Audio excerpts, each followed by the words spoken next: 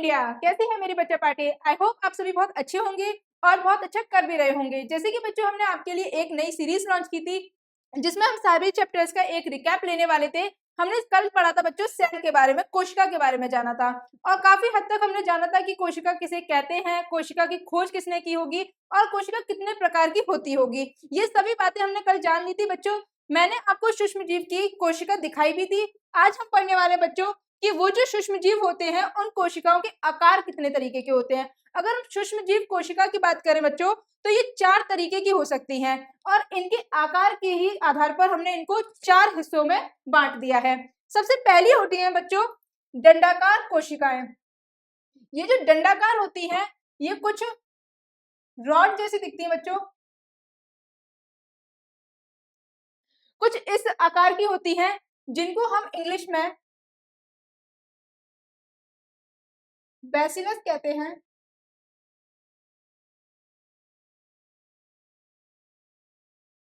ये जो bacillus shape की, बैसिलस आकार की जो ये सूक्ष्मजीव कोशिकाएं होती हैं बच्चों, ये कई तरीके की बीमारियां भी उत्पन्न करती हैं जिनमें से एक है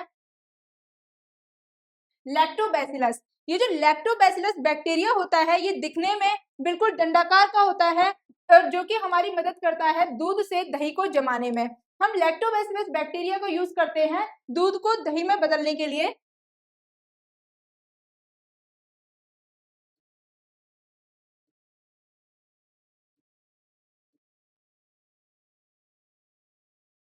बेटा ये जो लैक्टोबैसिलस बैक्टीरिया है ये कई जगहों पर पाया जाता है, अलग अलग जगहों पर पाया जाता है, लेकिन इसका मेन काम हम लोग दही बनाने में करते हैं जो कि रॉड शेप का होता है।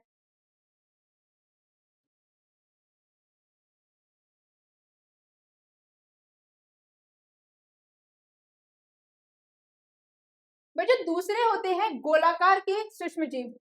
गोलाकार ये दिखने में कुछ गोले जैसे दिखते हैं जिनको हम इंग्लिश में कहते हैं बच्चों कोकस। ये जो सूक्ष्मजीव होते हैं ये भी कई तरीके की बीमारियां उत्पन्न करने में करते हैं, जिनमें से एक है बच्चों स्ट्रेप्टोकोकस निमोनी।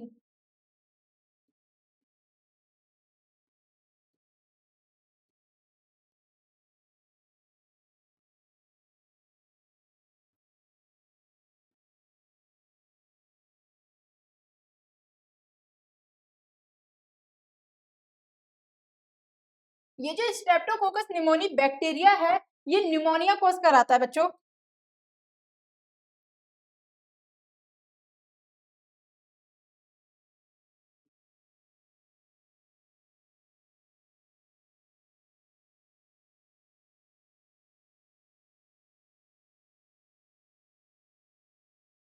ये वही निमोनिया बच्चों जो आपको और मुझे बचपन में जरूर हुआ था। तो स्ट्रेप्टोकोकस निमोनी जो बैक्टीरिया है, सूक्ष्म जीव है, ये कुछ गोलाकार दिखाई देता है। ये काफी सारे गोलाकार बैक्टीरिया मिल करके एक डिसीज को, एक बीमारी को कॉज कराते हैं जिसका नाम है स्ट्रेप्टोकोकस निमोनी, जिसे निमोनिया कहा जाता है। बच्चों ये स्पेरिकल शेप का होता है।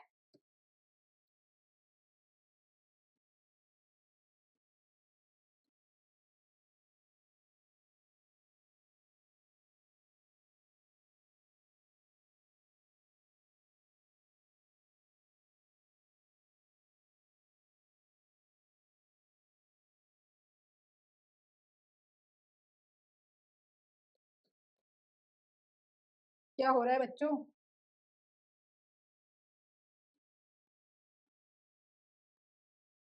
ये स्पेरिकल शेप का होता है, गोलाकार होता है। बच्चों तीसरे तरीके के जो सूक्ष्मजीव होते हैं वो कोशाकार दिखाई देते हैं। कोशाकार मतलब कॉमा शेप के दिखाई देते हैं।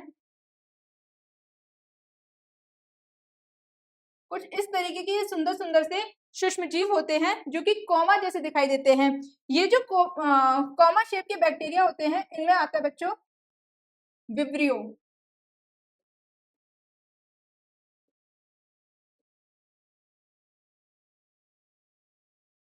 इनको इंग्लिश में विब्रियो टर्म यूज करते हैं।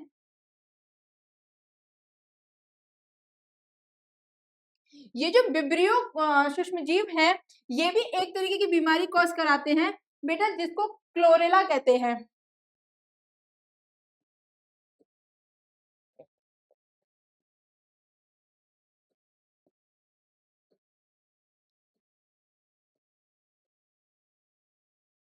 Vibrio cholerae.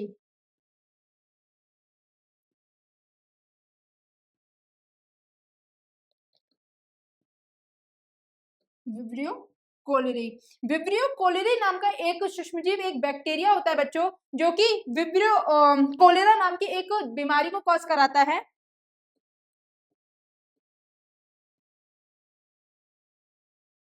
जिसके सिम्टम्स हम आगे आने वाले चैप्टर में पढ़ेंगे कि निमोनिया होने पे हमें क्या क्या सिम्टम्स दिखाई देते हैं, या फिर अगर हमें कोलेरा हो जाता है बच्चों तो हमें क्या क्या सिम्टम्स दिखाई देते हैं। ये सब हम आगे आने वाले चैप्टर में समझेंगे कि किस किस तरीके की बीमारियां हमारे शरीर में उत्पन्न होती हैं इन सभी सूक्ष्म जीवों की वजह से। तो विब्रियो कोलेरी कोलेरा कॉज कराता है।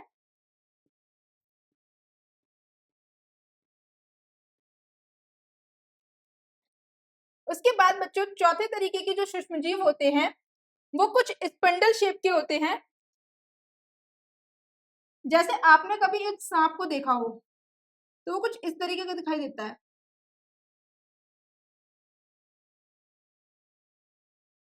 ये भी कुछ इसी तरीके के दिखाई देते हैं, जिसको हम सर्पिल शेप या फिर स्पिंडल शेप कहते हैं।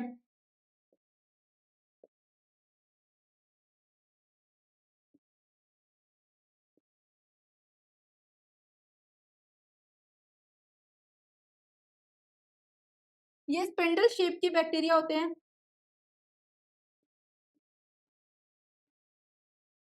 सर्पिल शेप के सूक्ष्मजीव होते हैं जो कि एक बीमारी कॉज कराते हैं जिसे हम सिफेलिस बोलते हैं। बच्चों क्या कहते हैं?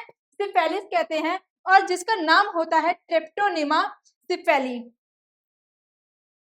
ट्रिप्टोनिमा पैलिडम, सॉरी बच्चों, ट्रिप्टोनिमा पैलिडम इस बीमारी को कॉज कराता है।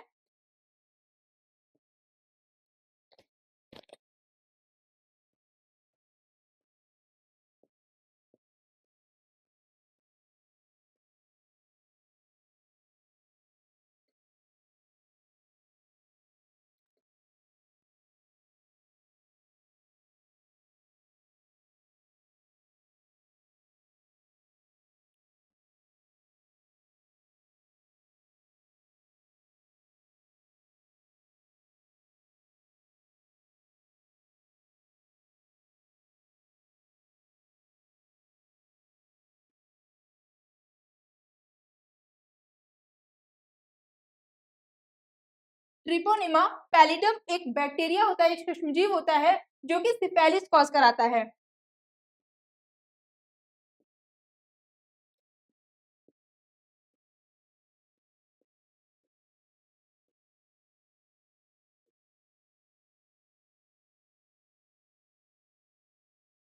तो बच्चों इन चार तरीके के हमें क्या देखने को मिलते हैं? सूक्ष्मजीव देखने को मिलते हैं, जिनको हमने इनके आकार के आधार पर क्या किया है? बांट दिया है। सबसे पहले होते हैं बेटा डंडाकार। तो ये जो डंडाकार बैक्टीरिया होते हैं ये कुछ रॉड शेप के होते हैं, जिनके लिए हम एक इंग्लिश टर्म यूज करते हैं बच्चों, बैसिलस। ये जो बैसिलस शेप है, वर्ड है, बैसिलस शब्द है, ये रॉड शेप को इंडिकेट करता है। रॉड शेप के लिए इसको यूज किया जाता है। दूसरे होते हैं बच्चों कोकस शेप के बैक्टीरिया, कोकस शेप के सूक्ष्मजीव जो कि निमोनिया कॉज कराते हैं, और उसके लिए एक साइंटिफिक, एक वैज्ञानिक नाम यूज आता है बच्चों, जिसे हम कहते हैं स्ट्रेप्टोकोकस निमोनी, जो कि निमोनिया कॉज कराता है। उसके बाद तीसरे होते हैं बेटा कोशाकार के सूक्ष्मजीव जो कि विब्रियो टर्म यूज करते हैं, जिनके लिए हम, जो कि दिखने में कोमा शेप होते हैं।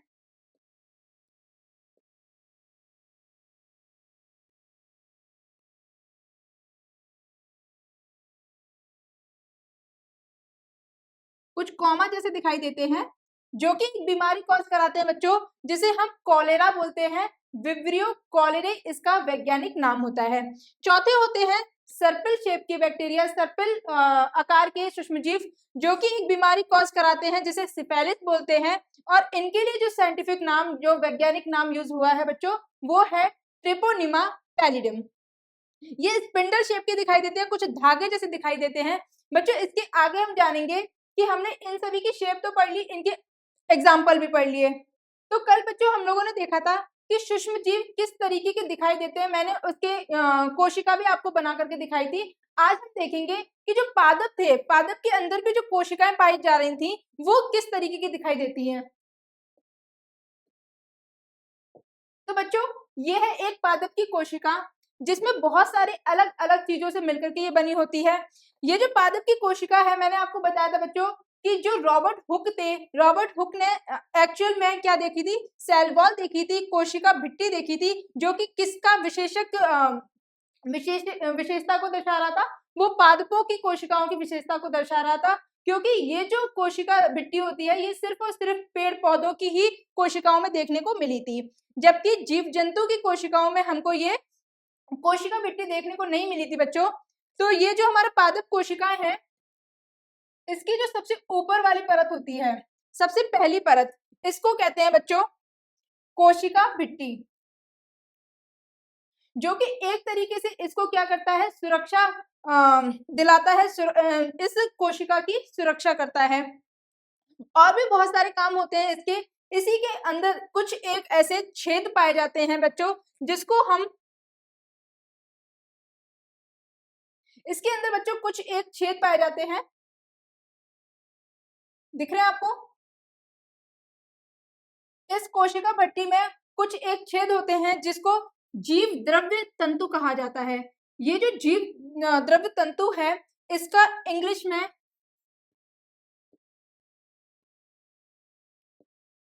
प्लाज्मो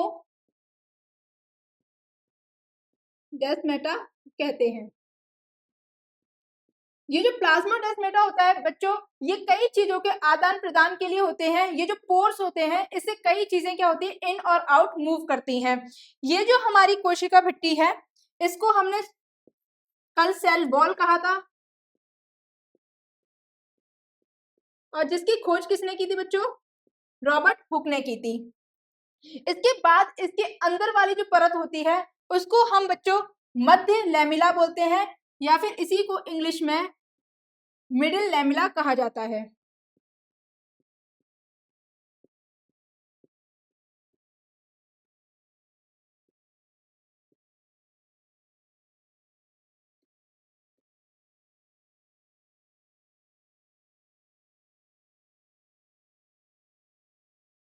ये जो मिडिल लैमेला होती है, ये बिल्कुल उसी तरह काम करती है जैसे प्लाज्मा मेम्ब्रेन होती है। मिडिल लैमेला का भी अलग अलग काम होते हैं बच्चों। उसके अंदर फिर बहुत सारी चीजें पाई जाती हैं, जैसे उसके सबसे अंदर वाली जो परत होती है हमारी एक पादप कोशिका की, उसको बच्चों यहाँ लिखा नहीं है, आप लिख लीजिएगा, कोशिका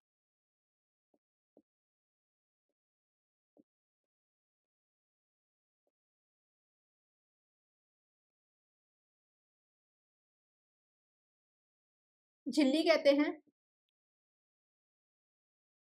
जिसको बच्चों हमने कल प्लाज्मा मेम्ब्रेन कहा था या फिर सेल मेम्ब्रेन कहा था। आप इसको सेल मेम्ब्रेन भी कह सकते हैं,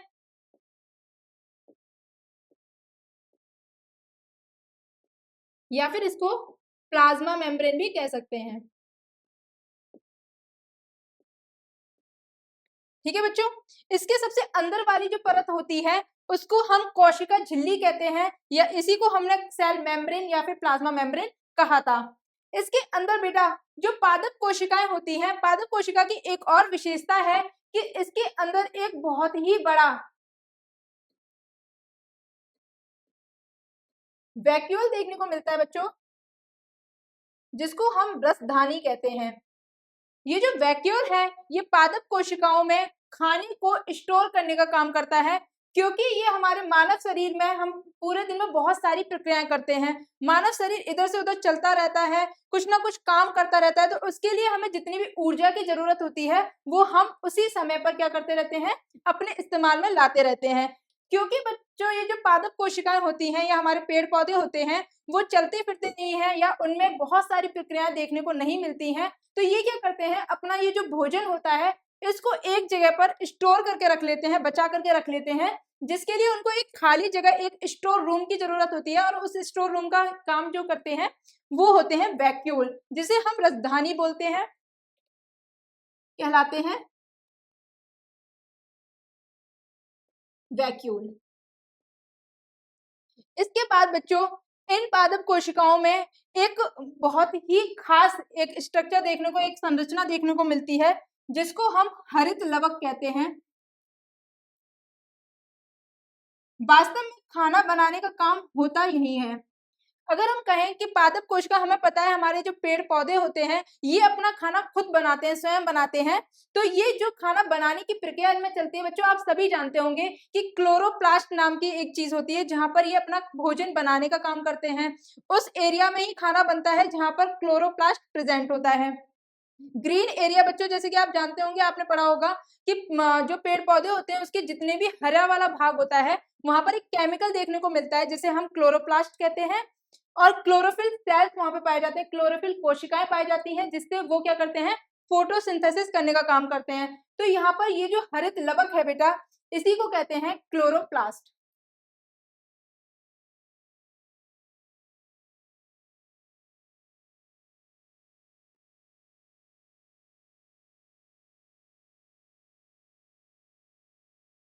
ये जो क्लोरोप्लास्ट है बेटा, इसके अंदर क्लोरोफिल सेल्स होते हैं। उसके बाद आती है बेटा ये जो पादप कोशिकाएं होती हैं, ये इसके अंदर दो तरीके की अंतद्रव्यी जालिका देखने को मिलती है। ये जो अंतद्रव्यी जालिका होती है इनका एक बहुत ही खास भूमिका है जो कि राइबोसोम या फिर प्रोटीन के संश्लेषण में इनकी मदद करती हैं। ये दो भागों में बटी हुई होती हैं। कुछ जो होती हैं वो रुद्री दिखाई देती हैं और कुछ जो होती हैं वो चिकनी दिखाई देती हैं बच्चों। ये रुद्री और चिकनी किसके आधार पर होती हैं, ये जिनके ऊपर हमें राइबोसोम देखने को मिलता है। जिन सभी जालिका के ऊपर हमको राइबोसोम देखने को मिल रहा है बच्चों, वो कहलाएंगी हमारी रुद्री अंतद्रव्यही जालिका। और जिनके ऊपर ये राइबोसोम नहीं देखने को मिल रहा है वो कहलाएंगी हमारी चिकनी अंतद्रव्यही जालिका, जिनको इंग्लिश में बच्चों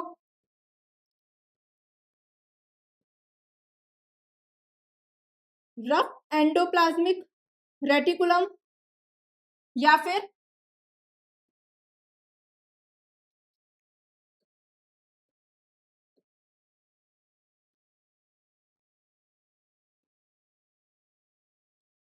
स्मूथ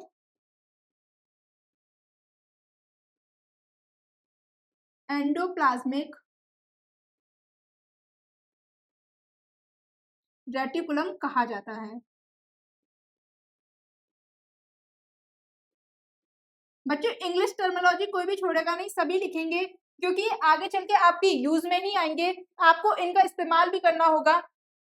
आप खुद देखिए कि इंग्लिश टर्म जो है वो कितनी हद तक आपकी मदद कर देते हैं। जैसे स्मूथ एंडोप्लाज्मिक रेटिकुलम, आपको उसके नाम से ही पता चल रहा होगा कि स्मूथ शब्द का यूज हुआ है, मतलब कि ये चिकनी है, इनके ऊपर कोई भी खुरदरा पदार्थ नहीं होगा, ये दिखने में कैसी होंगी, चिकनी होंगी। और बिल्कुल वैसा ही होता है बच्चों, ये जो स्मूथ एंडोप्लाज्मिक रेटिकुलम है इनके ऊपर कोई भी राइबोसोम देखने को नहीं मिलता है, जो कि राइबोसोम सिर्फ और सिर्फ रफ एंडोप्लाज्मिक रेटिकुलम के ऊपर ही देखने को मिलता है, इसलिए ये दिखने में कैसी होती हैं, रुद्री दिखाई देती हैं। इसके बाद बच्चों इसमें एक और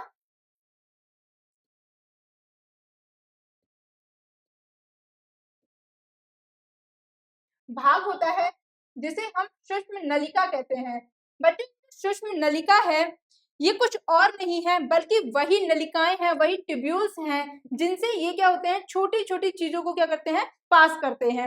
इनको हम इंग्लिश में माइक्रो ट्यूब्यूल्स कहते हैं।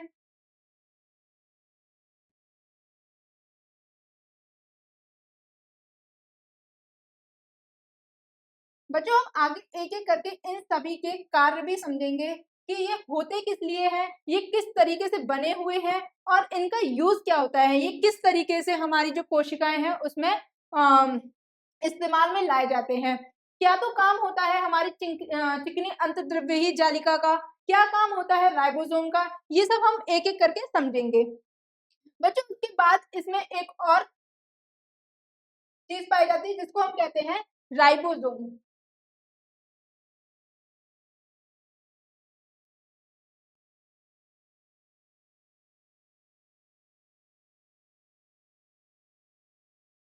अब आते हैं हम मेन सेंटर पे या हम कहें कि कोशिका का जो सबसे ही महत्वपूर्ण हिस्सा है उसकी बात कर लेते हैं बच्चों, उसे हम कहते हैं केंद्रक। आप सभी देख पा रहे होंगे मैंने बहुत सुंदर सा बनाया है, आप सभी भी ऐसा सुंदर सुंदर सा डायग्राम बनाएंगे। ये जो आपको लाल रंग का ये जो चित्र दिखाई दे रहा है इसे कहते हैं बच्चों केंद्रक। और ये हमारी जो कोशिका, अब चाहे वो हमारी जीव जंतु की कोशिका हो, चाहे वो हमारे पादपों की कोशिका हो, चाहे वो सूक्ष्म जीव की कोशिका हो। बच्चों एक मिनट रुको, सूक्ष्म जीव की कोशिका कही है मैंने, क्या उसके अंदर ये केंद्रक पाया जाएगा? आप लोग खुद सोचिए, क्योंकि सूक्ष्म जीव हमारे कैसे होते हैं, प्रोकैरियोटिक होते हैं बच्चों। तो मैंने कल ही आपको ये चीज बताई थी कि चाहे हमारे प्रोकैरियोटिक कोशिकाएं हो या हमारी यूकैरियोटिक कोशिकाएं हो, दोनों के अंदर केंद्रक पाया जाता है। ये मत सोचिएगा कि केंद्रक नहीं पाया जाता, केंद्रक पाया तो दोनों में ही जाता है, लेकिन किसी के ऊपर केंद्रकीय झिल्ली देखने को मिलती है, हमें कोशिकीय झिल्ली देखने को मिलती है, और कुछ पे हमें कोशिकीय झिल्ली देखने को नहीं मिलती।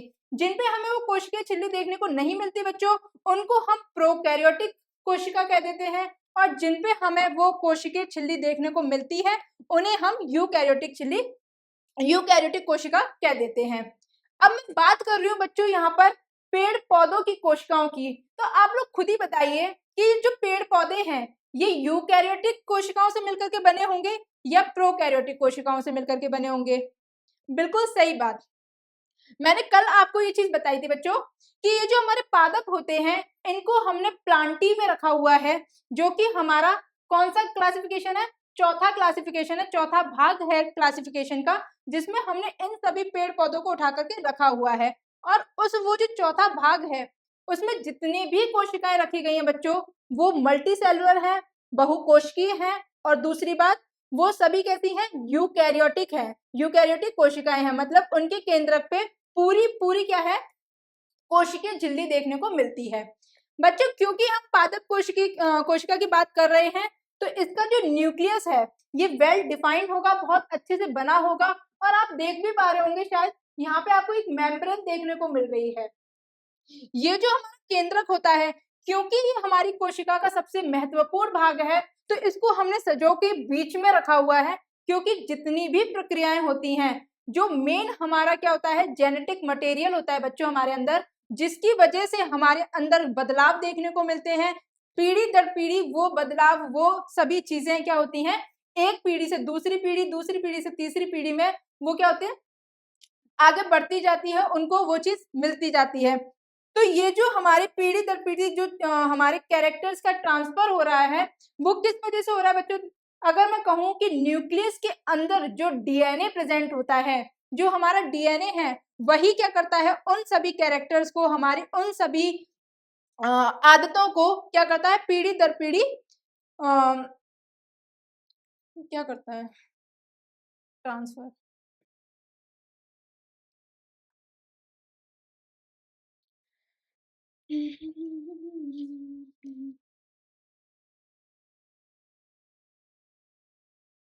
ट्रांसफर करता है। तो बेटा केंद्रक जो है वो मैंने कहा कि हमारे सेल का सबसे ही खास जो हिस्सा है वो है हमारा केंद्रक। इस केंद्रक के ऊपर हमें केंद्र के कोशिकीय झिल्ली देखने को मिलेगी। इसके बीच में जो एक स्ट्रक्चर पाया जाता है बच्चों उसे हम केंद्रक आवरण बोलते हैं। केंद्रक आवरण ये कुछ और नहीं है बल्कि हम कह लें कि ये हमारे केंद्रक के कपड़े हैं। आप ऐसे समझ लीजिए कि केंद्रक ने बहुत ही अच्छे कपड़े पहने हुए हैं जिसको हमने केंद्रक आवरण कह दिया है। ये एक एनवलप है जिसे हम क्या कहते हैं बच्चों, न्यूक्लियर एनवलप।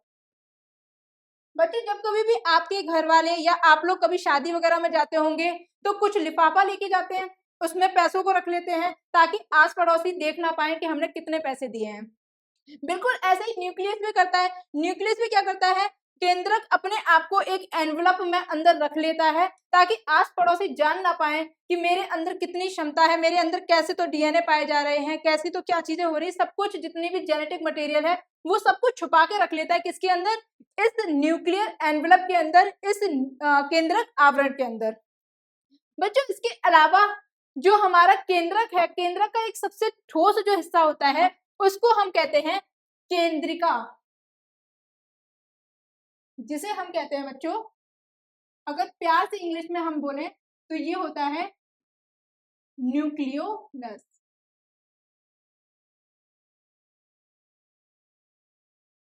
न्यूक्लियोलस, ये हो गया हमारा न्यूक्लियस।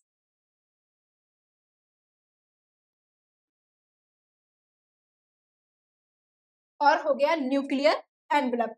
केंद्रक हो गया, केंद्रक आवरण हो गया, और केंद्रकीय हो गया। बच्चों इन तीनों ही शब्दों में आप बिल्कुल भी कंफ्यूज मत होइएगा, क्योंकि सबसे ऊपर वाली परत, मैंने अभी आपको कहा कि जब भी कभी हम शादी में जाते हैं तो बहुत अच्छे कपड़े पहन करके जाते हैं, तो वो जो कपड़े हैं वो क्या है, हमारा एक एनवलप है। हमने उन पैसों को क्या किया, उस कार्ड के अंदर रख दिया, उस एनवलप के अंदर रख दिया, ताकि वो पैसे हमारे छिपे रहें। बिल्कुल वैसे ही केंद्रक करता है, अपने ऊपर एक परत लगा लेता है जिसको हम कहते हैं केंद्रक आवरण।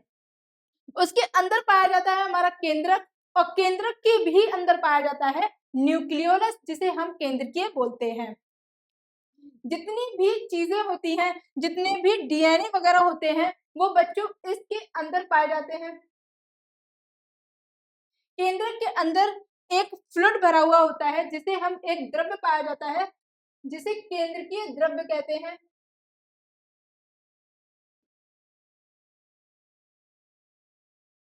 केंद्रकीय द्रव्य। बेटा केंद्रकीय द्रव्य को हम लोग इंग्लिश में न्यूक्लियोप्लाज्म बोलते हैं। जैसे कोशिका के अंदर पाए जाने वाले द्रव्य को हम साइटोप्लाज्म बोलते हैं, ऐसे ही केंद्रक के अंदर पाए जाने वाले द्रव्य को हम केंद्रकीय द्रव्य या फिर न्यूक्लियोप्लाज्म बोलते हैं। हमारे अंदर जितनी भी प्रक्रियाएं होती हैं, अभी हम क्योंकि पेड़ पौधों की कोशिका को पढ़ रहे हैं, तो पेड़ पौधों की कोशिकाओं के अंदर जितनी भी जेनेटिक रिएक्शंस होंगी, वो सब कहाँ होती हैं बच्चों, इस केंद्रक के अंदर होती है, और केंद्रक में भी केंद्रकीय द्रव्य के अंदर होती हैं। इसमें बच्चों एक और अलग स्ट्रक्चर देखने को मिलता है, जिसे हम सूत्रणिका बोलते हैं। ये जो सूत्रणिका है बच्चों, आपको इसके नाम से ही नहीं लग रहा कि कुछ तो बहुत ही ज्यादा खास होगा। सूत्रणिका बोलते हैं बच्चों इसको ऊर्जा प्रोवाइड कराने वाले एक स्ट्रक्चर को, जिसे हम माइटोकॉन्ड्रिया कहते हैं। माइटोकॉन्ड्रिया।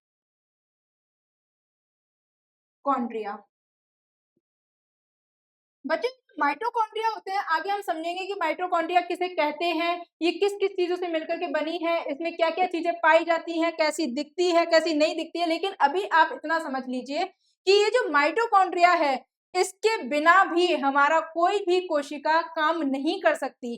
क्यों? क्योंकि कोशिका को जो ऊर्जा प्रोवाइड करा रहा है, जो उस तक ऊर्जा पहुंचा रहा है या ऊर्जा बना रहा है, वो एक्चुअल में है कौन बच्चों, वो यही सूत्रणिका है, जो कि उसको ऊर्जा दे रही है।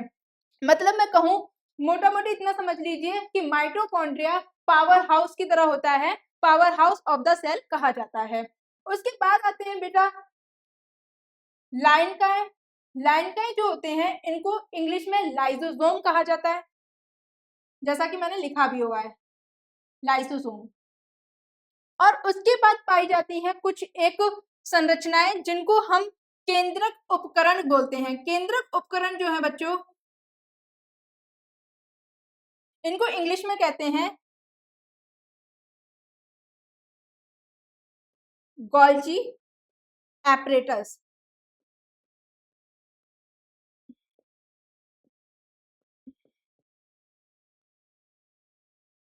फिर आते हैं हमारे पर ऑक्सीजोम्स। पर ऑक्सीजोम्स को बच्चों इंग्लिश में भी पर ऑक्सीजोम कहा जाता है। आपके लिए चलो कलर बदल लेते हैं। बच्चे इन सभी चीजों को एज इट इज आप नोट डाउन कर लीजिएगा, क्योंकि ये सभी क्या है, इंग्लिश के टर्म्स आप खुद भी देख पा रहे होंगे कि कितनी ज्यादा हेल्प कर रहे हैं आपको इसकी मीनिंग समझाने में। तो पर ऑक्सीजोम,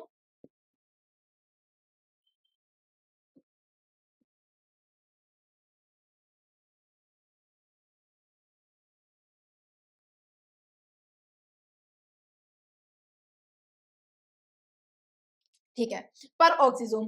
तो बच्चों ये सभी वो चीजें हैं जो एक हमारी पेड़ पौधे की कोशिका में देखने को मिलती है। बच्चों नोट डाउन करेंगे इसको और अच्छे से नोट डाउन करेंगे, बिल्कुल ऐसा ही कलरफुल बनाना है आपको भी, ताकि देखते हुए आप याद कर सके चीजों को।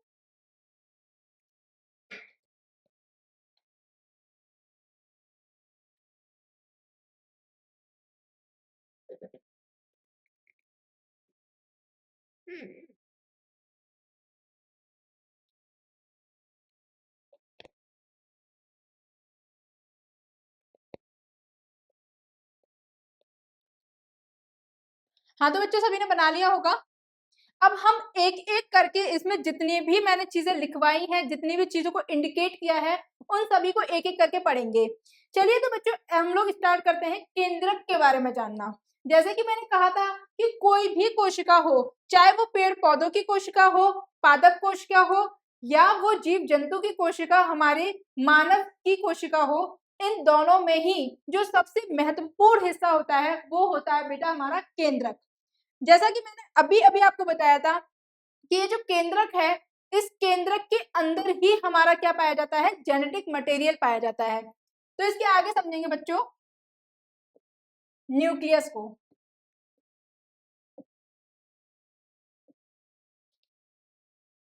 सभी हेडिंग डालेंगे।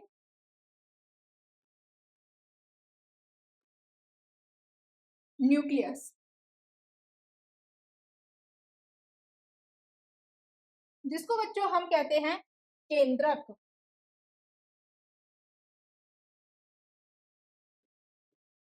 तो बच्चों मैंने जैसे कि अभी आपसे बोला था कि केंद्रक हमारी कोशिका का सबसे महत्वपूर्ण हिस्सा है,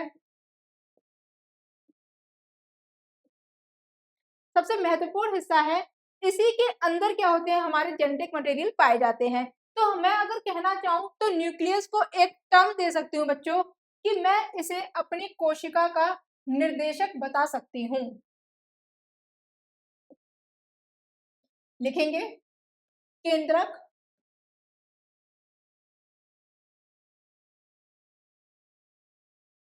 कोशिका का,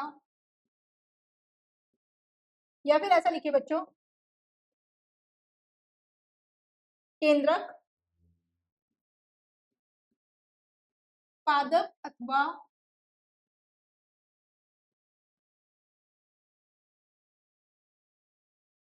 जीव जंतु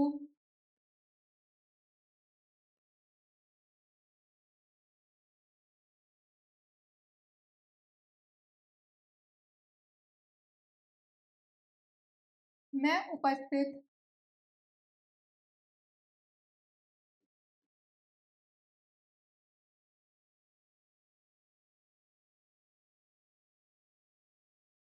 कोशिकाओं का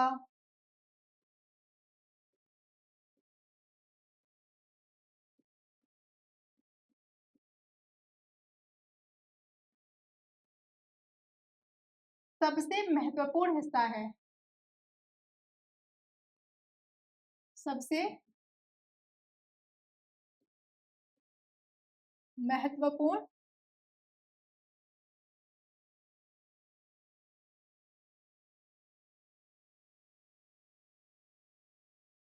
भाग होता है।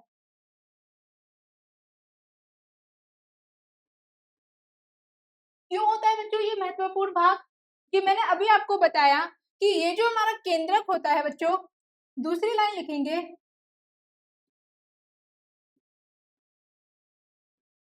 केंद्रक। बच्चों अब मैं सभी लिख रही हूँ, सभी से आप समझ जाइएगा कि मैं पादप और जीव जंतु दोनों की ही बात कर रही हूँ। तो ये जो केंद्रक होता है, ये सभी कोशिकाओं को,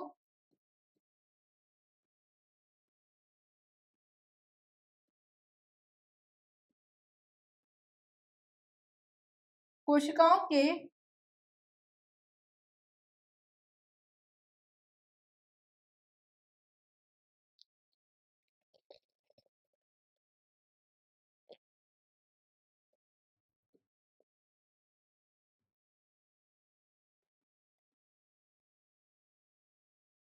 नियंत्रित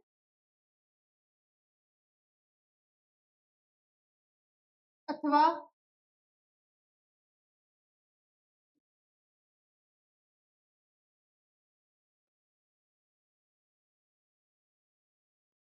निर्देशित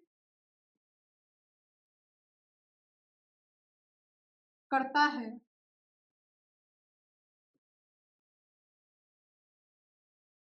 अगर बच्चों मैं कहना चाहूँ कि वास्तव में ये जो हमारा केंद्रक है, मैं कहूँ जैसे कि एक मानव शरीर को चलाने वाला सबसे ही महत्वपूर्ण हिस्सा उसका दिमाग होता है, या मैं कहूँ कि दिमाग के बिना मानव शरीर बिल्कुल ही मरा हुआ घोषित हो जाता है। तो ऐसे ही अगर मैं कहूँ कि कोशिका जो है, वो केंद्रक के बिना बिल्कुल मरी हुई घोषित हो जाती है। क्यों? क्योंकि इसे मैं कोशिका का दिमाग कह सकती हूँ। केंद्रक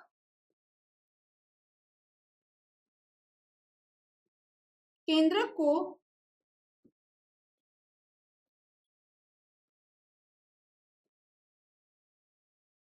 कोशिका का निर्देशक भी कहा जाता है।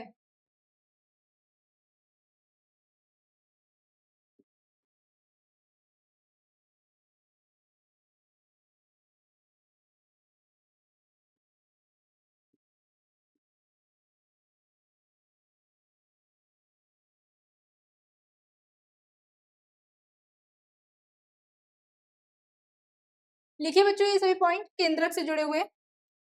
हाँ तो बच्चों, जैसा कि मैंने आपको पहले भी बताया था कि ये जो केंद्रक है, अच्छा मैं आपसे पूछूंगी और आप सभी जवाब भी देंगे कि केंद्रक की खोज किसने की थी और कब की थी। ये मैं पहले ही आपको समझा चुकी बच्चों। तो इसके नीचे लिख लीजिए एक बार फिर से याद करने के लिए, जहां कहीं भी आपको जगह मिला करे आप लिखा कीजिए चीजों को, उससे बहुत अच्छे से याद होता है कि केंद्रक की खोज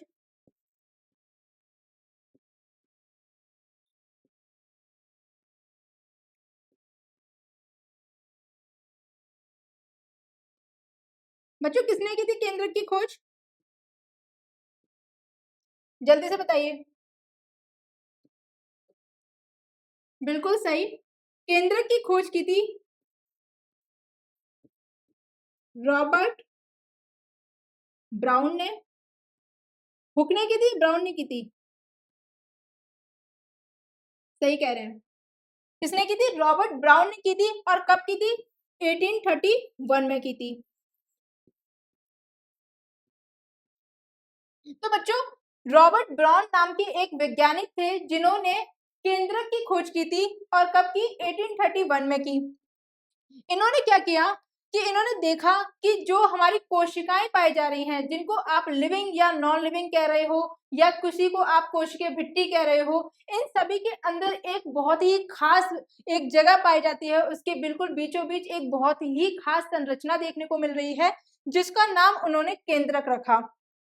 ये जो केंद्रक था, इसको उन्होंने कहा कि जितने भी जीव जंतु हैं, ये सभी में देखने को मिल रही है, चाहे तो वो प्रोकैरियोटिक कोशिकाएं हों, चाहे वो यूकैरियोटिक कोशिकाएं हों, चाहे वो पादप की कोशिका हो, या फिर वो जीव जंतु की कोशिका हो, ये जो केंद्रक है ये सभी में पाया जाता है। तो बच्चों, ये जो केंद्रक होता है, इसके अंदर कुछ पदार्थ पाए जाते हैं, हम उसको भी लिख लेंगे।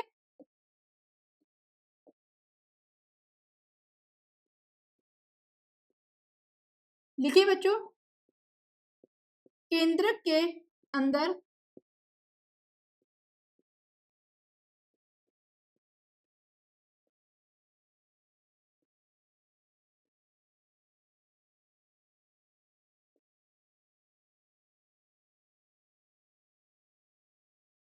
पाए जाने पदार्थ को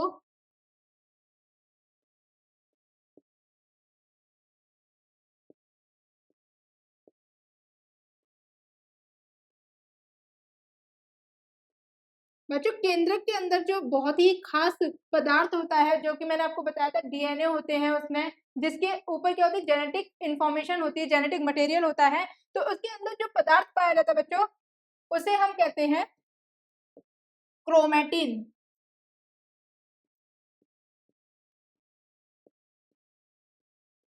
क्रोमैटिन क्रोमैटिन सभी केंद्रक का बहुत ही खास पदार्थ है, जो कि क्या करता है? हमारी पूरी जेनेटिक इंफॉर्मेशन को रखता है। जितनी भी जेनेटिक इंफॉर्मेशन होती है वो इन क्रोमैटिन्स में पाई जाती है। इंग्लिश में भी लिख लीजिए बच्चों।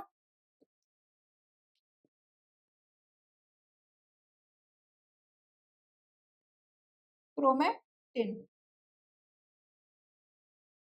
नोट डाउन कीजिए बच्चों इन सभी पॉइंट्स को। हाँ तो बच्चों आप सभी ने लिख लिया होगा। अब हम समझ लेते हैं थोड़ा सा कि ये जो क्रोमेटिन है, ये जो पदार्थ पाया जा रहा है, ये होता क्या है। तो लिखेंगे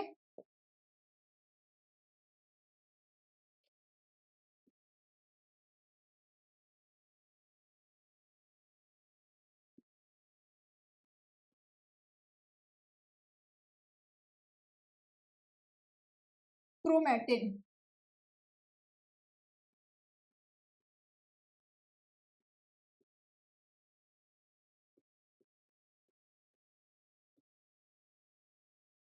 इसमें लिखेंगे बच्चों ये जो क्रोमेटिन होता है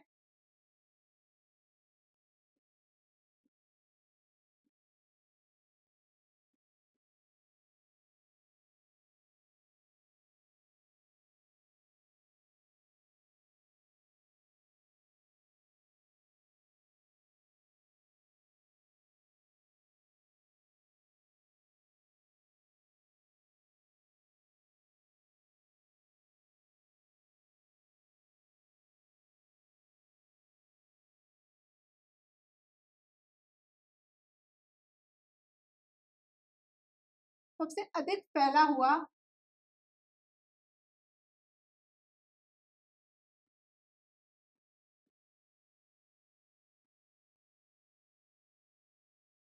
लिखेंगे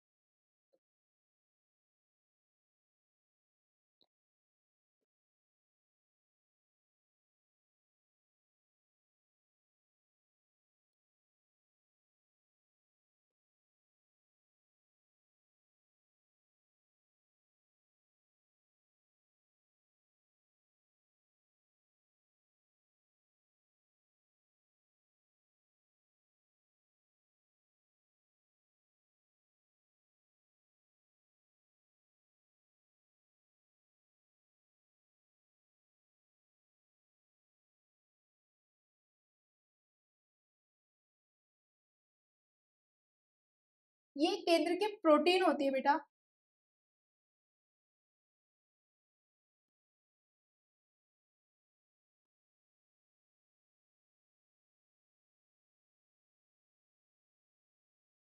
अगर बच्चों मैं इस क्रोमेटिन की बात करूं, ये जो क्रोमेटिन होती है ये हमारे केंद्रक में बहुत ही विस्तृत, सबसे ज्यादा क्या होती है, फैली हुई होती है।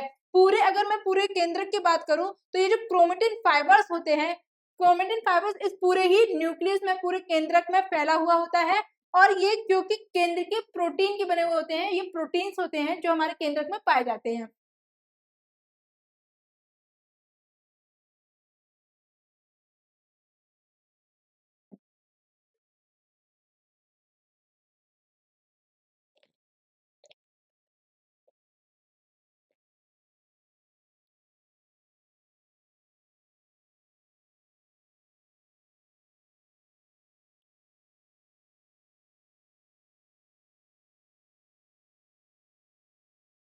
तो बच्चों हम क्या करते हैं, एक केंद्रक का स्ट्रक्चर बनाएंगे। केंद्रक कैसा दिखता है, कैसा नहीं दिखता है,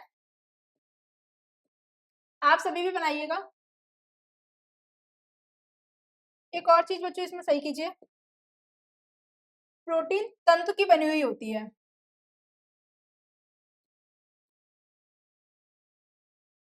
प्रोटीन फाइबर्स की तंतु की होती है।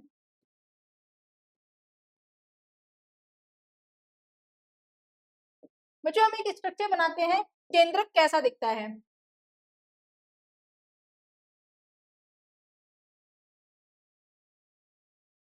गोल दिखता है बच्चों, लेकिन ये पता नहीं क्या ही बन गया। चलिए, ये क्या है, हमारा केंद्रक है। केंद्रक ही बना रही हूँ, ये हमारा एक केंद्रक है। मैंने कहा था केंद्रक के ऊपर एक परत पाई जाती है जिसे केंद्र के आवरण बोलते हैं।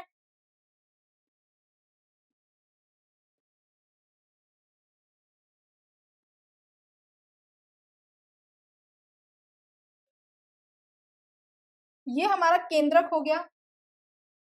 तो सबसे ऊपर जो परत होती है उसे हम कहते हैं केंद्रकीय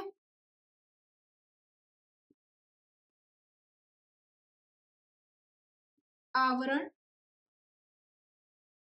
जिसको बच्चों मैंने अभी अभी बताया था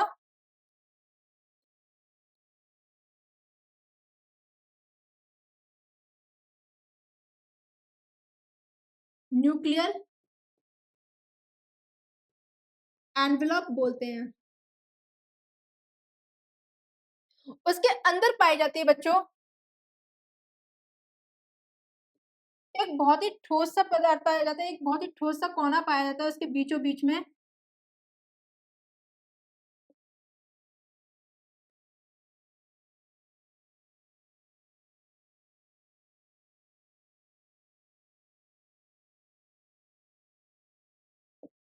जिसका नाम हमने रखा था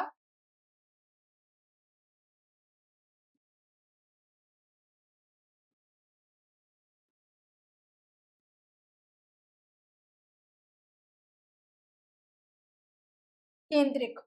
केंद्रिक बच्चों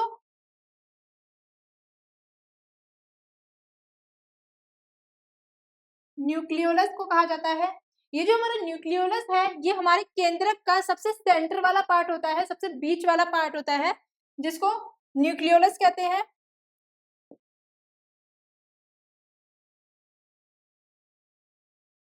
ये जो केंद्रक है, तो केंद्रक के अंदर क्या पाया जाएगा बच्चों, मैंने अभी बताया था कि एक फ्लूइड भरा रहता है, एक द्रव्य भरा रहता है, जिसके अंदर बहुत ही खास इंफॉर्मेशन होती है, जानकारी होती है।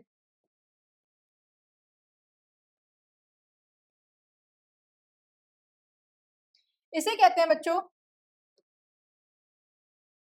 इस फ्लूइड को कहते हैं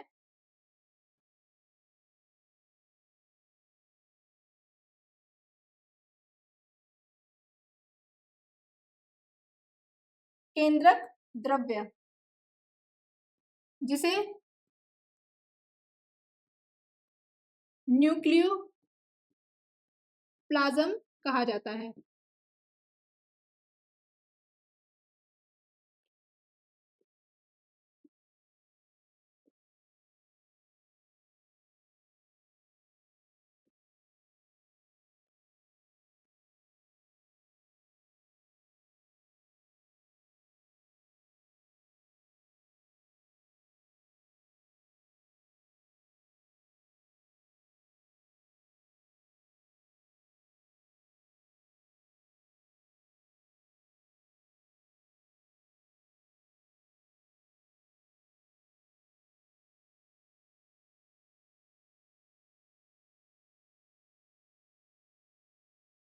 बच्चों कुछ इस तरीके के फिम्ब्रल्स देखने को मिलते हैं।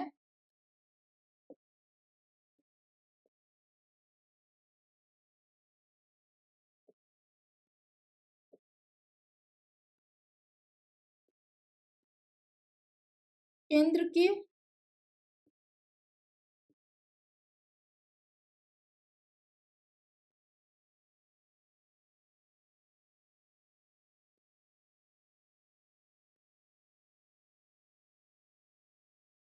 फिम्ब्रिल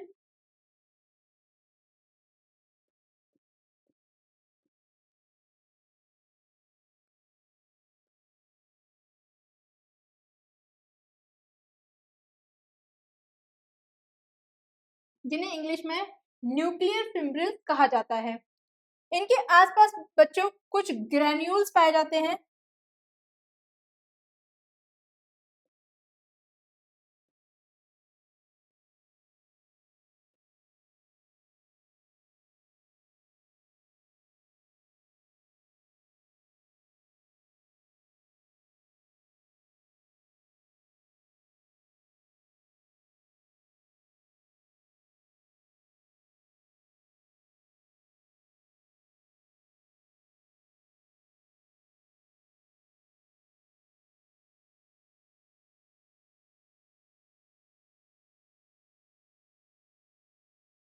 इन्हें हम कहते हैं बेटा ग्रेन्यूल्स।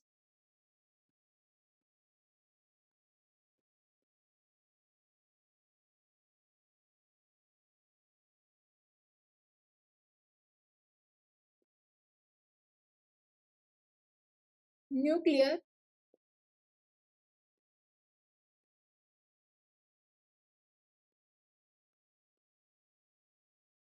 ग्रेन्यूल्स। उसके अलावा बच्चों इस मेम्ब्रेन को कहा जाता है, ये जो आपकी मेम्ब्रेन है ये वाली, इस मेम्ब्रेन को कहा जाता है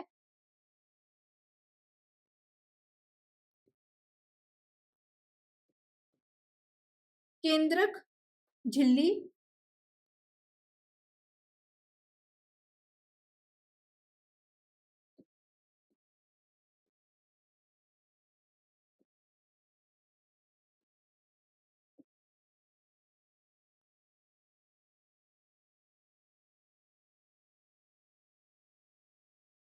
जिसे हम इंग्लिश में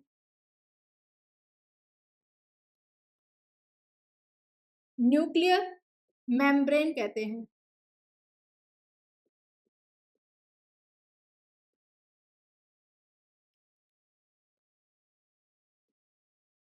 उसके अलावा बच्चों यहाँ पे और भी कुछ चीजें पाई जाती हैं, जैसे कि ये जो पोर्स हैं,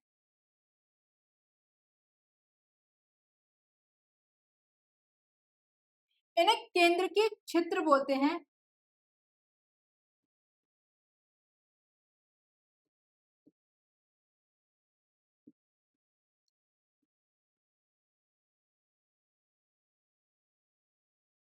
या हम इन्हें न्यूक्लियर पोर्स कहते हैं। तो बच्चों एक अगर हम केंद्रक की बात करें तो उस केंद्रक के अंदर कितनी सारी चीजें देखने को मिल रही हैं, पर बच्चों आपको नहीं लगता कि मैंने जो सबसे खास जिसके लिए मैं आपको समझा रही थी मैंने वो नहीं बनाया है? बिल्कुल सही बेटा, मैंने अभी इसमें क्रोमेटिन्स नहीं बनाए हैं। तो इसके अंदर कुछ फाइबर्स पाए जाते हैं जिन्हें हम कहते हैं क्रोमेटिन फाइबर्स।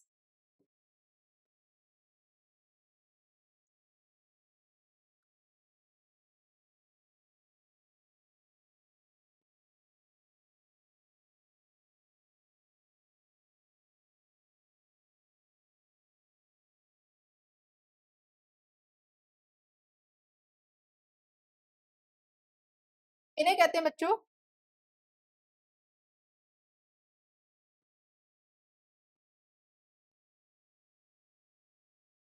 क्रोमेटिन तंतु, या इन्हें मैं कहूंगी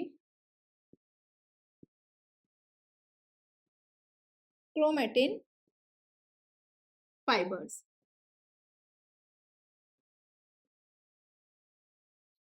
तो बच्चों ये सभी चीजें किसमें देखने को मिल रही है हमें? एक न्यूक्लियस, एक केंद्रक में देखने को मिल रही है।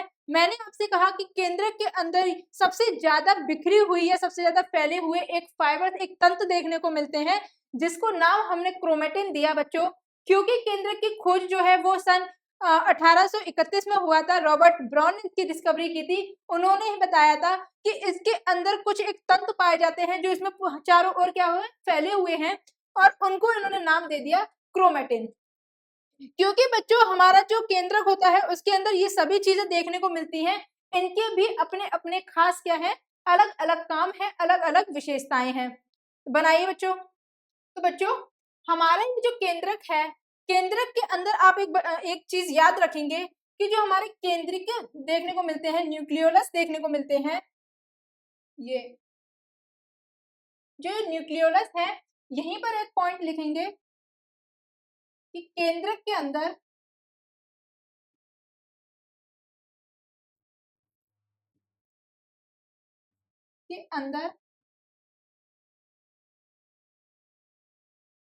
एक या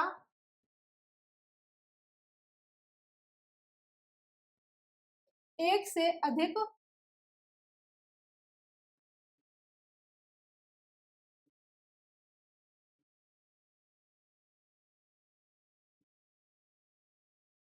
केंद्रिक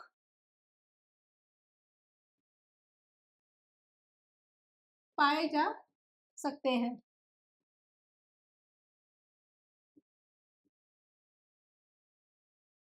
बच्चों ये जो न्यूक्लियोलस है, केंद्रिक है, इसकी खोज सन 1781 में हुई थी, वो भी आप यहाँ पे लिख लेंगे।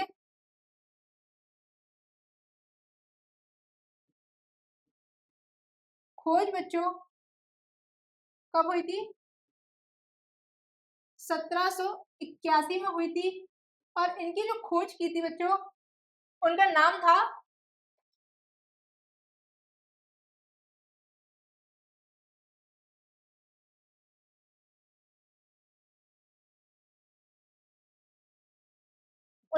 बच्चों फोंटाना।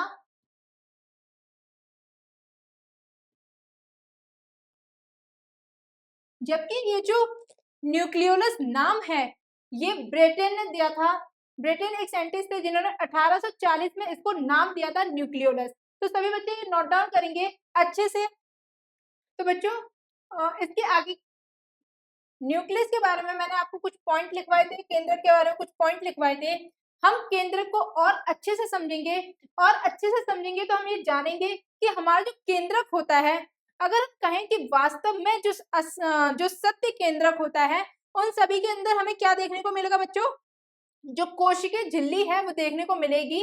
जबकि अगर हम सत्य में एक केंद्रक की बात करें तो लिखेंगे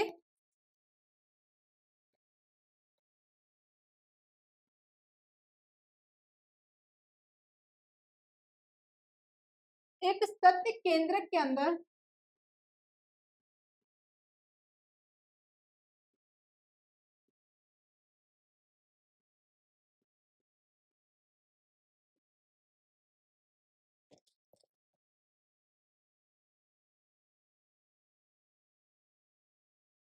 कोशिकीय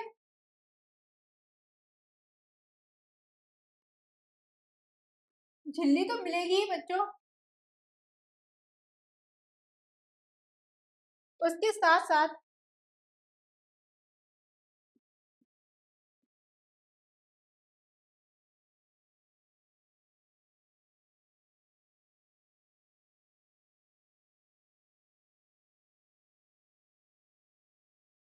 क्रोमेटिन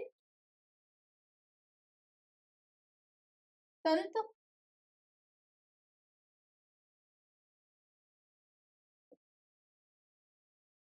अथवा बच्चे यहाँ पे नहीं लगाएंगे,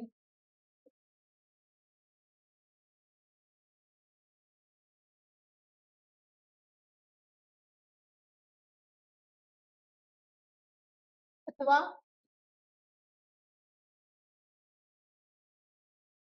गुणसूत्र तंत्र मिलेंगे।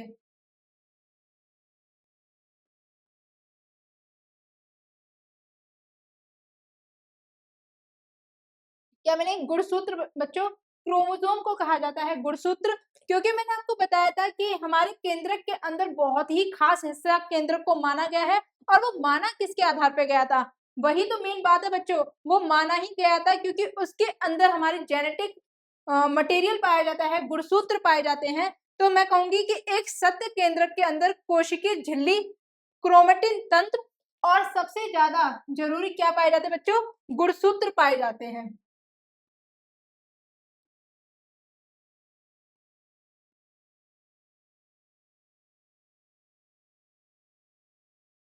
अब मैं आपसे बात करूं, मैंने अभी अभी आपको बोला कि ये जो हमारे केंद्रक होते हैं, ये सभी में पाए जाते हैं। तो लिखिए बच्चों,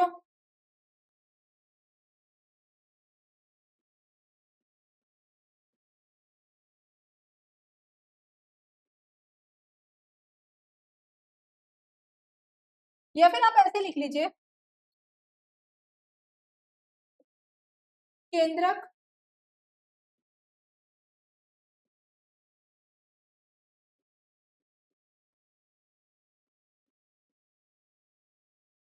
सभी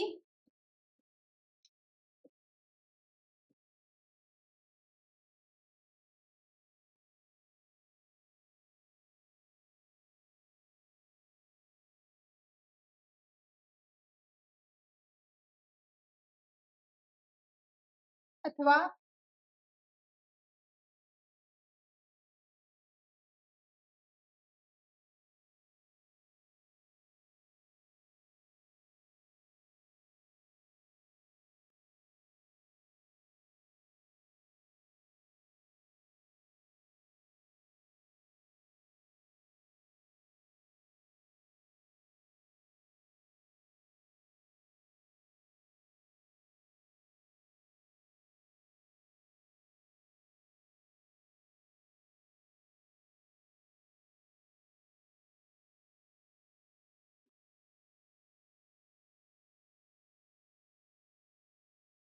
इसके अलावा बच्चों हम लिखेंगे, लिखिए इन दोनों पॉइंट को अच्छे से। तो बच्चों मैंने बताया कि हर एक जगह यूकैरियोटिक की जितने भी कोशिकाएं होंगी उन सभी में हमारा केंद्रक पाया जाएगा।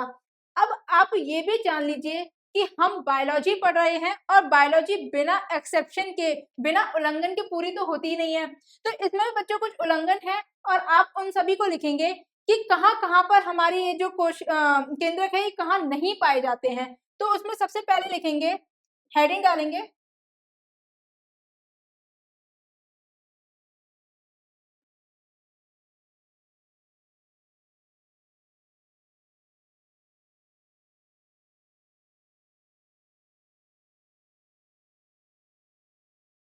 केंद्रक की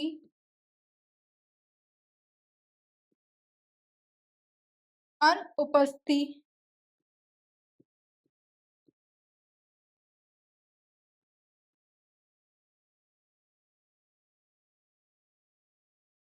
कहाँ देखने को मिलती है।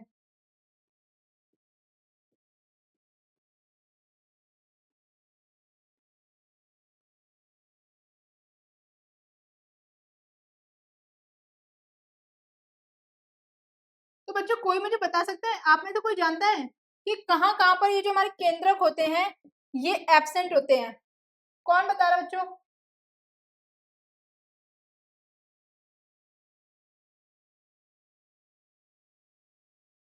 कहाँ-कहाँ पे हमें केंद्रक की अनुपस्थिति देखने को मिलेगी?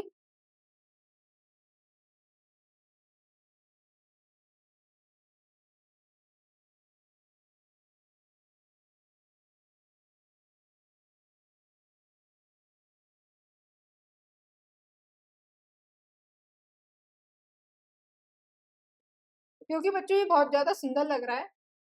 आई नो, बहुत ही सुंदर लग रहा है और हम इसका कलर चेंज करेंगे। हाँ, तो बच्चों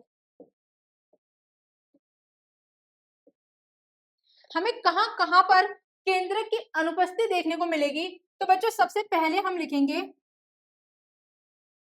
हमारी जो आरबीसी होती हैं, मतलब खून की जो हमारी सेल्स होती हैं, जो हमारी खून की कोशिकाएं होती हैं, वो जब मैच्योर हो जाती हैं तो उनमें हमें ये जो केंद्रक होता है वो देखने को नहीं मिलता है। तो केंद्रक क्या होता है? क्योंकि हमारी जो रक्त की कोशिकाएं हैं उनको बहुत ज्यादा जगह की जरूरत होती है। तो जैसे जैसे वो जो हमारी खून की खून की जो हमारी कोशिकाएं हैं वो जैसे जैसे बड़ी होने लगती हैं तो उनमें से ये जो हमारा केंद्रक होता है वो गायब हो जाता है। और जब ये बिल्कुल मैच्योर हो जाती हैं, एक मैच्योर आरबीसी की अगर मैं बात करूं तो उसमें न्यूक्लियस देखने को नहीं मिलता है। तो हम लिखेंगे,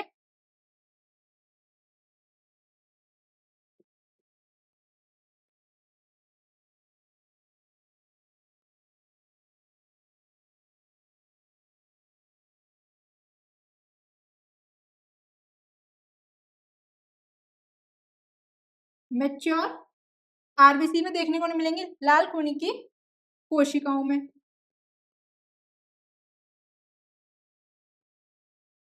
बच्चों मैं आपसे एक सवाल करूं, कोई मुझे बता पाएगा कि ये जो आरबीसी होती है, हमारी लाल खून की जो कोशिकाएं होती हैं, इनकी शेप कैसी होती है?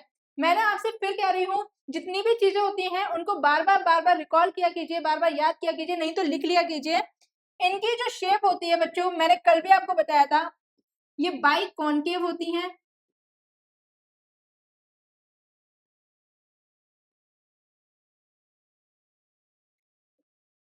बाकी और कहाँ नहीं पाया जाता बच्चों, आप लोग खुद सोचिए कि और कहाँ नहीं पाया जाता होगा। तो ये हमें जाइलम के जो वेसिकल्स होते हैं, हमारे पेड़ों के अंदर जो जाइलम पाए जाते हैं, जाइलम के जो वेसिकल्स होते हैं उनमें भी हमें ये केंद्र के देखने को नहीं मिलता।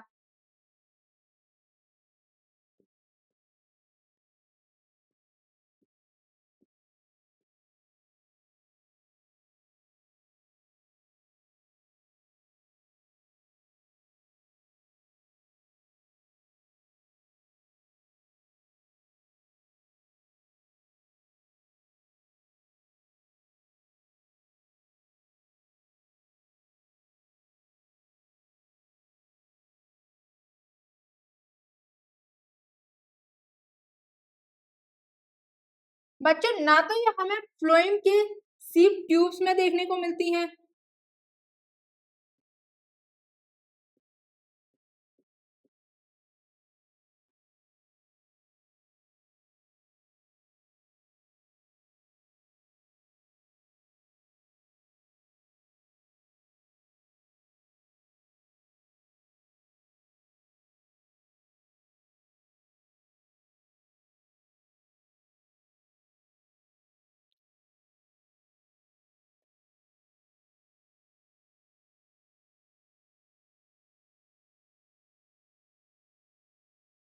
बच्चों मैम की हिंदी बहुत ज़्यादा अच्छी है, इसलिए आप लोग अगर हिंदी में कुछ गलती हो जाए तो उसको समझ लीजिएगा, ठीक है?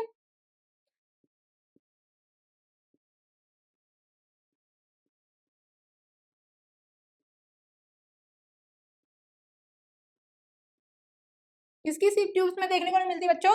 ये जो फ्लोएम के अंदर जो सीप ट्यूब सेल्स, सीप ट्यूब कोशिकाएं देखने को मिलती हैं, उनके अंदर भी ये केंद्रक अनुपस्थित होता है।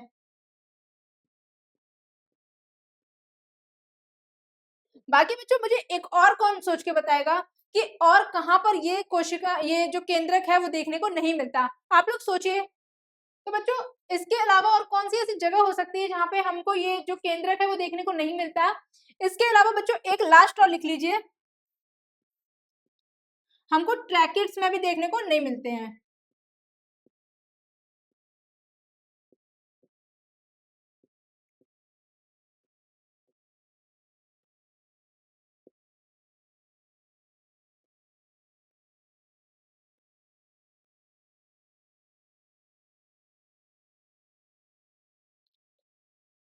तो बच्चों ये चारों जगह ऐसी हैं जहां पर हमें अधिकतम क्या होता है, हमें न्यूक्लियस देखने को नहीं मिलता।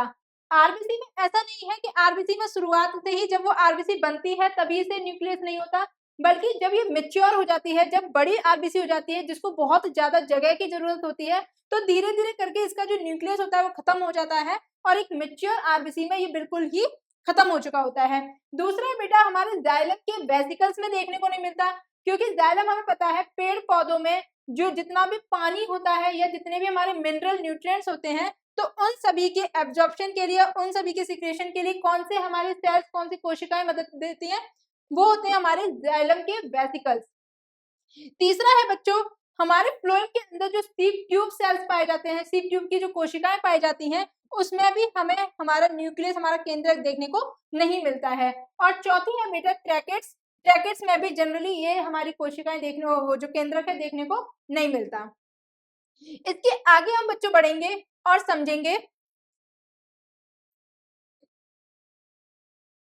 कि मैंने आपको बताया था बच्चों कि केंद्रक की जब हम बात कर रहे हैं तो केंद्रक दोनों ही जगह देखने को मिलेंगे, फिर चाहे वो हमारी प्रोकैरियोटिक कोशिकाएं हो या बच्चों हमारी यूकैरियोटिक कोशिकाएं हो, दोनों में ही केंद्रक देखने को तो मिलेगा। लेकिन मैंने आपको कल एक बात कही थी कि प्रोकैरियोटिक का मतलब क्या होता है कि इसमें प्रिमिटिव काइंड ऑफ केंद्रक देखने को मिलेगा। प्रिमिटिव मतलब सबसे पहला, या फिर मैं कहूँ कि बहुत ही सिंपल सा आसान से तरीका का इसमें जो हमारा केंद्रक है वो देखने को मिलेगा। तो इसके आधार पे हम इस प्रोकैरियोटिक सेल्स में, प्रोकैरियोटिक कोशिकाओं में पाए जाने वाले हम केंद्रक के अलग अलग नाम रख देते हैं। जैसे बच्चों मैं आपसे कहूँ कि ये जो केंद्रक होता है ये न्यूक्लियस के नाम से भी जाना जाता है, न्यूक्लाइड नाम से भी जाना जाता है। ये हमारे कुछ प्रोकैरियोलस नाम से भी जाना जाता है। इन अलग अलग नाम से हमने इनको रखा हुआ है कि प्रोकैरियोट के अंदर जो केंद्रक पाए जाते हैं उनके हमने अलग अलग नाम रख दिए हैं। तो बच्चों क्या क्या हम इन्हें कह सकते हैं?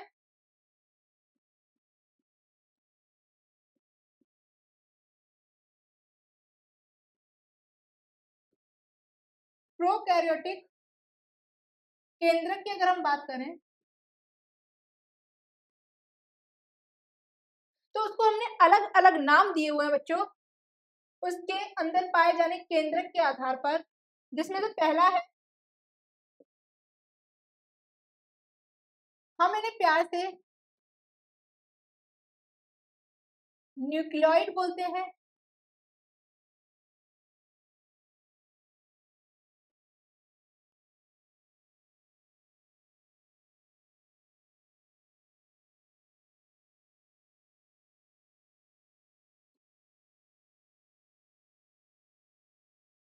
प्रोकैरियोट्स कहते हैं।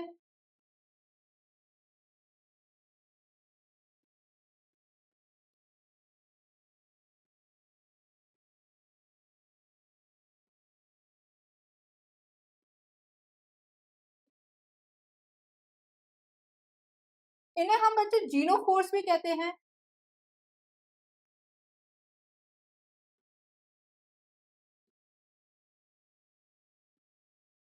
जीनोफोर्स मतलब जिनके अंदर क्या होते हैं, जीन्स किसी भी तरीके की मेम्ब्रेन, किसी भी तरीके की झिल्ली के अंदर दबे हुए नहीं हैं, इसलिए इस आधार पे हम इनका नाम जीनोफोर्स रख देते हैं।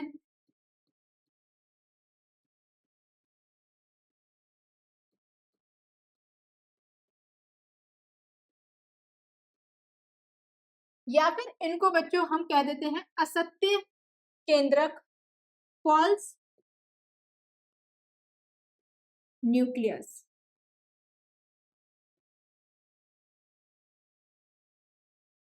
असत्य केंद्रक।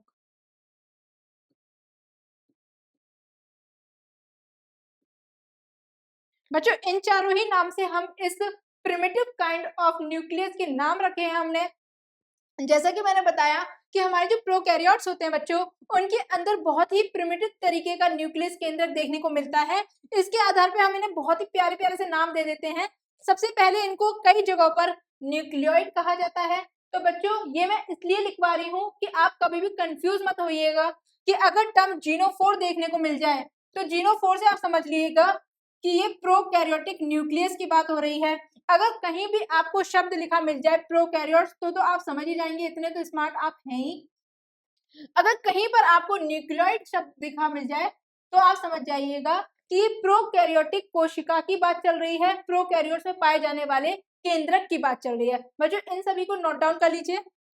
इसके अलावा बच्चों हमारा जो केंद्रक होता है ये कई सारी चीजों से मिलकर के बना होता है। जैसे कि मैंने कहा था कि इसमें बहुत सारे क्या होते हैं, प्रोटीन्स पाए जाते हैं, हमारी जेनेटिक मटेरियल्स पाए जाते हैं और भी बहुत सारी चीजें पाई जाती हैं। तो देखिए इसमें क्या क्या पाया जाता है, उसके आधार पर हम इन्हें लिखेंगे। उन सभी के रेशियो को भी लिख लेंगे बच्चों कि केंद्रक में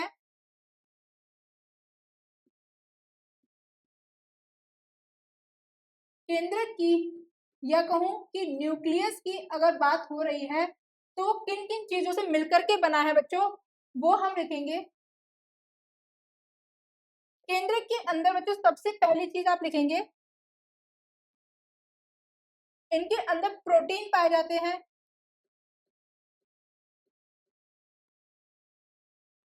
जो कि फाइबर्स के रूप में भी होते हैं।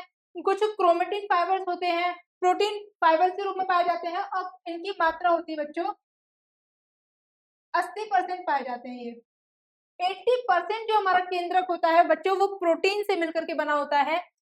फिर मैंने आपको कहा था कि इसमें कुछ जेनेटिक मटेरियल होता है जैसे कि हमारा डीएनए। डीएनए बच्चों आप सभी जानते होंगे, डीऑक्सी राइबो न्यूक्लिक एसिड। क्या होता है इसकी फुल फॉर्म? डीऑक्सी राइबो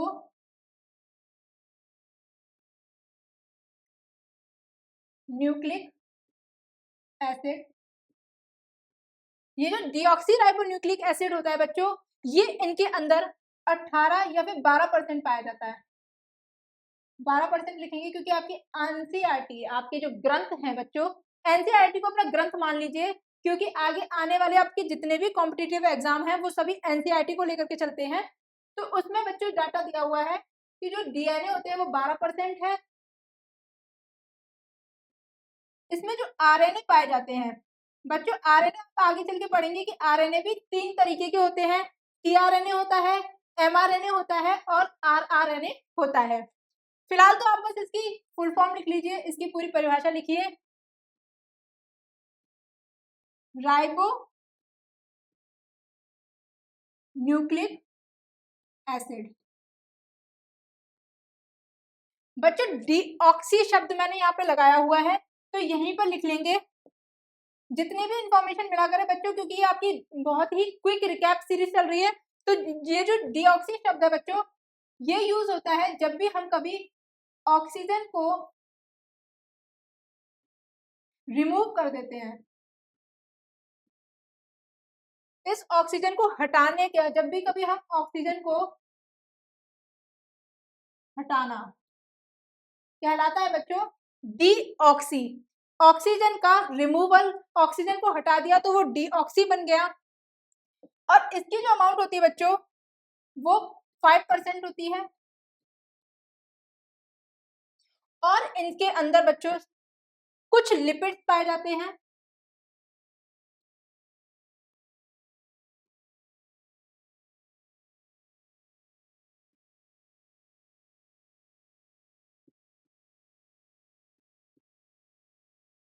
जो कि फॉस्फोलिपिड्स कहलाते हैं।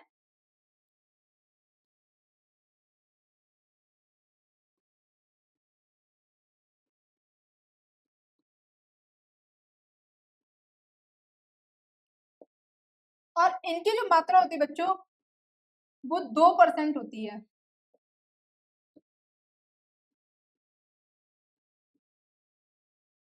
मैंने कहा कि हमारा जो न्यूक्लियस, हमारा जो केंद्रक होता है, उसमें सबसे ज्यादा प्रोटीन का बना हुआ वो होता है, प्रोटीनेशियस होता है। 80% इसमें प्रोटीन पाया जाता है, 12% पाए जाते हैं उसमें डीएनए, और 5% होता है बच्चों राइबोन्यूक्लिक एसिड, हमारा आरएनए। 2% पाए जाते हैं हमारे लिपिड्स। लेकिन अभी भी कुछ रह गया है। ये जो हमारा केंद्रक है, ये एक और चीज से मिलकर के बना होता है, जिसके अंदर एक और चीज पाई जाती है बच्चों, जो कि एंजाइम होते हैं।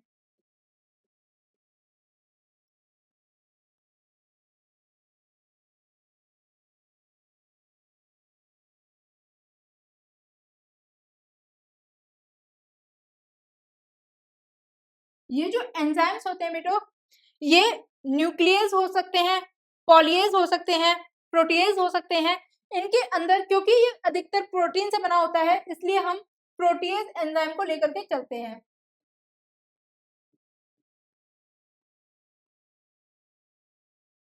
नोट डाउन कर लीजिए बच्चों इसको भी, क्योंकि बच्चों मैंने आपको बताया, अभी लिखा है आपने।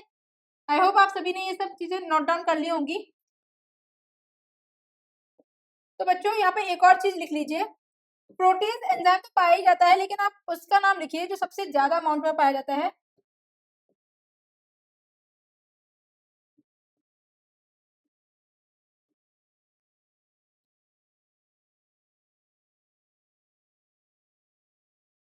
पॉलीमरेज एंजाइम जो होता है वो सबसे ज्यादा अमाउंट में पाया जाता है, सबसे ज्यादा मात्रा में पाया जाता है। और बच्चों ये मदद करता है डीएनए सिंथेसिस के लिए। किसमें मदद करता है? हमारे डीएनए के संश्लेषण में हमारी मदद करता है। तो लिख लेंगे बच्चों इसे।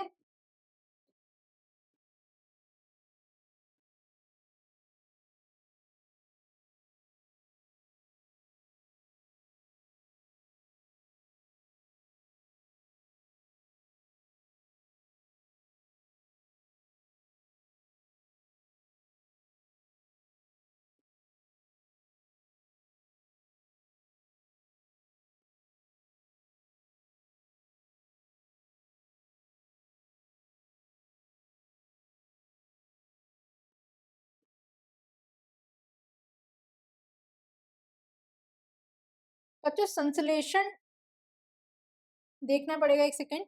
यह डीएनए संश्लेषण के लिए सहायता करता है।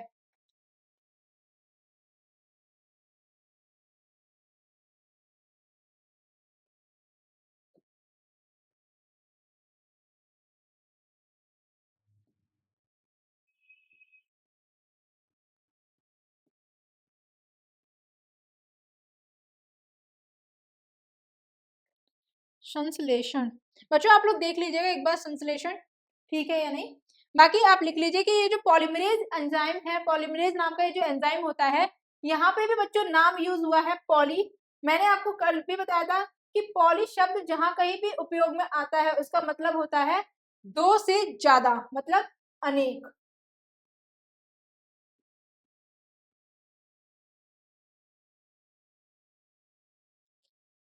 नोट डाउन करिए बच्चों।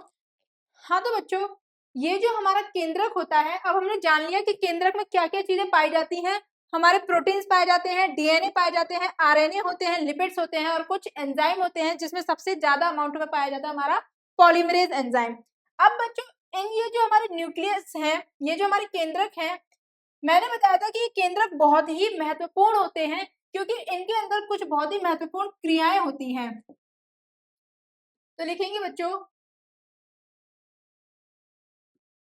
केंद्रक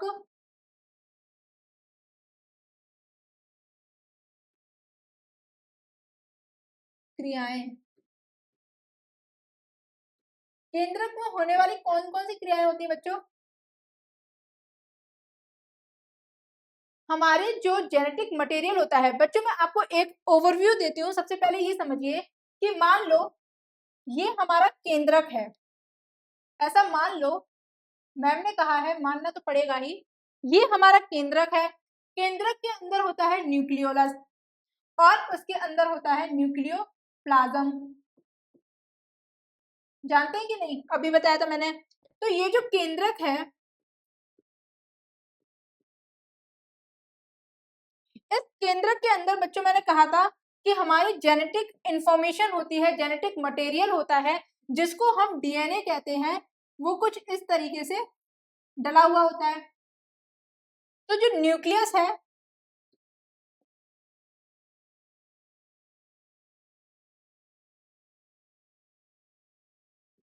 न्यूक्लियस के अंदर पाया जाता है बच्चों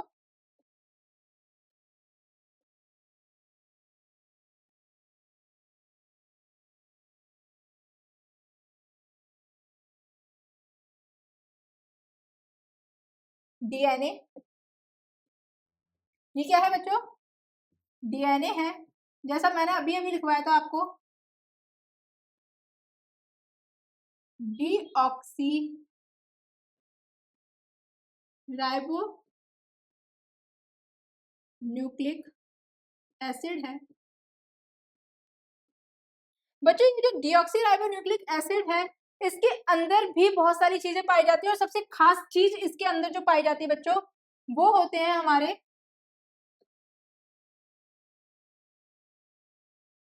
गुणसूत्र।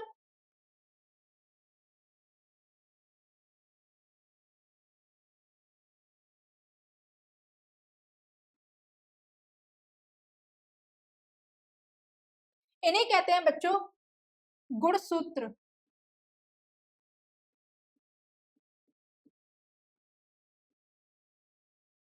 या फिर जिसे प्यार से इंग्लिश में क्रोमोसोम कहा जाता है।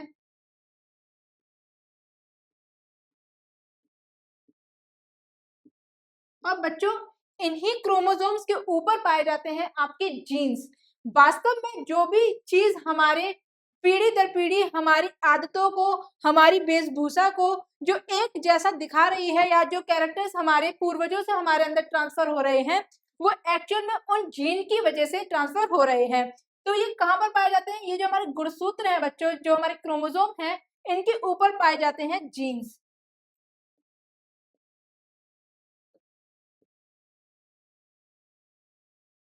इसके ऊपर आप एज ए इमेजिनरी समझ लीजिए कि ये जो हमारा क्रोमोसोम है, इसके ऊपर आप मान लीजिए यहाँ पर प्रेजेंट है जीन। ये हम आगे आने वाले चैप्टर्स में इसको बहुत अच्छी तरीके से समझेंगे बच्चों, लेकिन अभी बस आपको बताने के लिए, समझाने के लिए ये मैं बना रही हूँ। इसको कहते हैं जीन।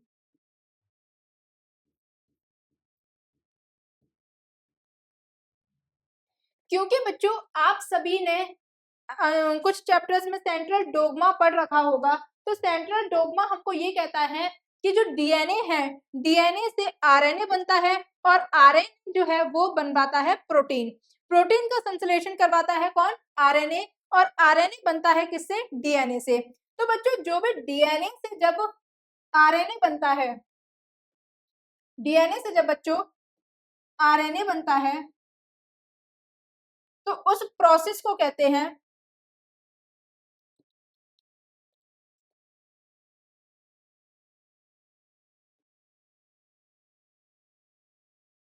उस प्रक्रिया को कहते हैं बच्चों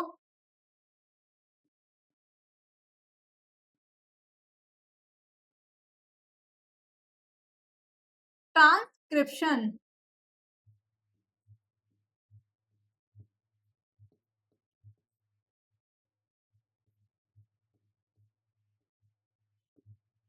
ये जो ट्रांसक्रिप्शन प्रक्रिया है, इससे क्या होता है बच्चों, डीएनए से आरएनए बनाया जाता है, और यही आरएनए जब प्रोटीन बनाता है, यही आरएनए जब प्रोटीन बनाता है बच्चों, तो उस प्रोसेस को कहा जाता है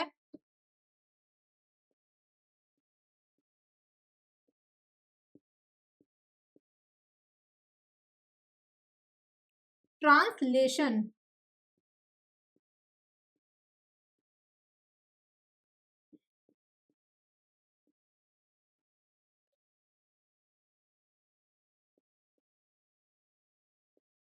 बच्चों इसको अच्छे से नोट डाउन करेंगे, क्योंकि यही आपका जो सेंट्रल डोगमा वाला कॉन्सेप्ट है उसको रिप्रेजेंट कर रहा है। तो आप भी यहाँ पर लिख लेंगे कि ये जितनी भी प्रोसेस मैंने यहाँ पर आपको लिखवाई है, ये आपकी एक प्रक्रिया को दर्शा रहा है, जिसे हम सेंट्रल डोगमा कहते हैं। सेंट्रल डोगमा बच्चों आपकी जेनेटिक्स की बहुत ही एक खास प्रोसेस है, प्रक्रिया है। इसको as it is note down करेंगे। तो बच्चों आप पॉइंट के फॉर्म में इसको लिखेंगे। पॉइंट के तरीके से कैसे लिखेंगे बच्चों इसे? चलिए हम यहीं पर लिख लेते हैं दोनों पॉइंट।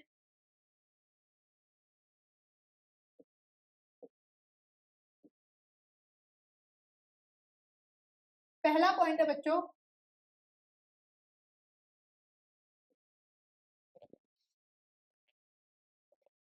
केंद्रक के अंदर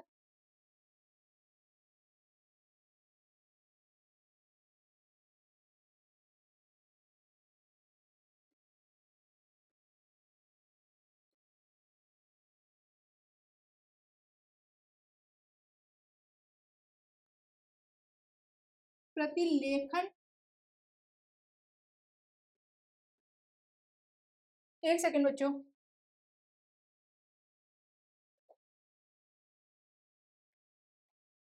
हाँ, तो केंद्रक के अंदर बच्चों प्रतिलेखन, जिसे अभी मैंने बताया था ट्रांसक्रिप्शन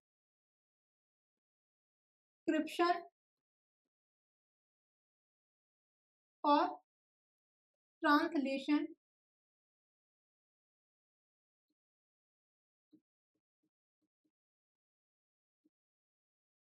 होता है।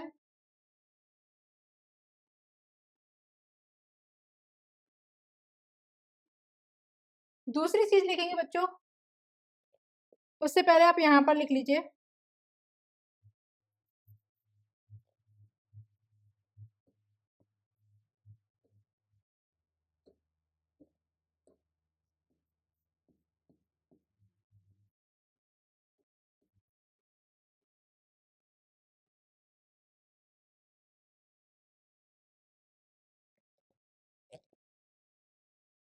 दूसरा पॉइंट लिखेंगे बच्चों कि ये जो केंद्रक होते हैं, इसके अंदर हमारे क्या होता है, प्रोटीन सिंथेसिस होती है। ये प्रोटीन का संश्लेषण कराते हैं। तो केंद्रक के अंदर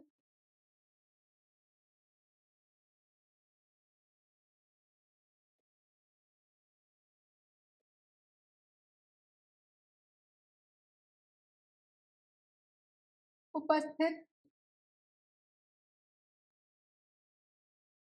बच्चों mRNA, मैंने आपको अभी अभी बताया कि आरएनए 3 तरीके के होते हैं। तो लिखिए कि केंद्रक में उपस्थित जो mRNA होता है बच्चों, वो बनवाते हैं प्रोटीन।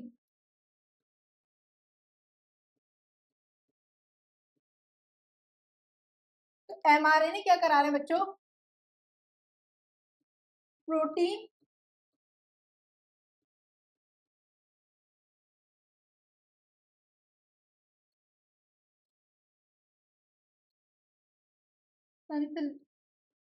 संश्लेषण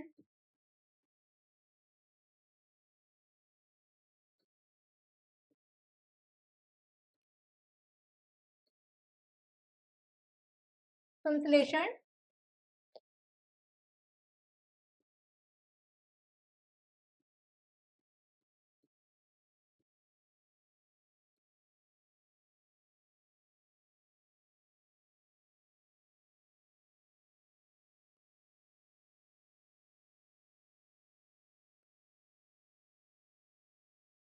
और एक और चीज बच्चों लिखेंगे, क्या लिखेंगे,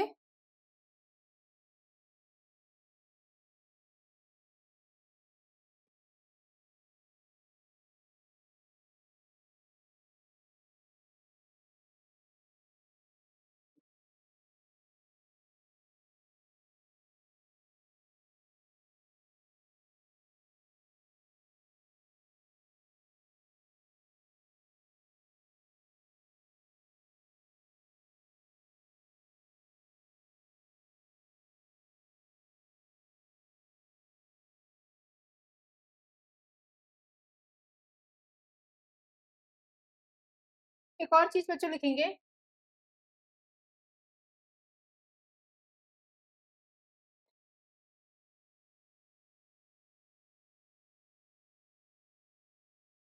केंद्रक के अंदर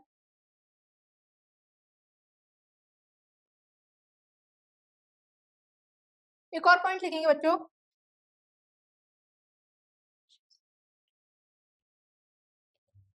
केंद्रक के अंदर, पता नहीं बच्चों मेरे पैर में क्या हुआ, केंद्रक के अंदर अनुवंशिक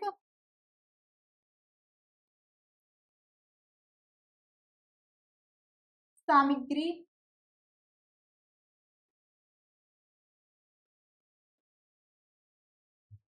का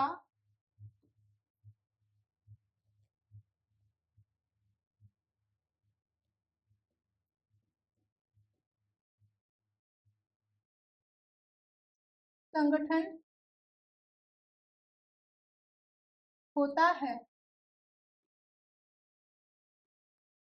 बच्चों संगठन ही बोलेंगे शायद स्टोरेज को, देख लीजिएगा और इसको नोट डाउन कीजिए। इसके 3 पॉइंट है बच्चों, केंद्रक के अंदर प्रतिलेखन होता है, मतलब ट्रांसलेशन और ट्रांसक्रिप्शन की जितनी भी प्रक्रियाएं हैं वो सब किसके अंदर देखने को मिलती है बच्चों, केंद्रक के अंदर संपन्न होती हैं। दूसरी बात कि केंद्रक में उपस्थित जो एमआरएनए है, मैंने कहा था कि जो डीएनए होता है, डीएनए से एमआरएनए बनता है, एमआरएनए से प्रोटीन बनाया जाता है। तो जो केंद्रक के अंदर उपस्थित एमआरएनए है उससे जो प्रोटीन बनता है, प्रोटीन संश्लेषण का काम भी कहाँ हो रहा है बच्चों, उस केंद्रक के अंदर ही हो रहा है। तीसरी बात कि केंद्रक के अंदर कुछ अनुवंशिक सामग्री पाई जाती है। अनुवंशिक सामग्री बच्चों जेनेटिक मटेरियल को कहते हैं, लिख लेंगे यहीं पर।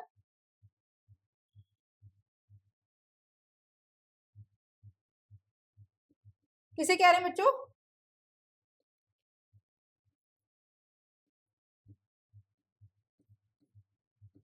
Genetic material.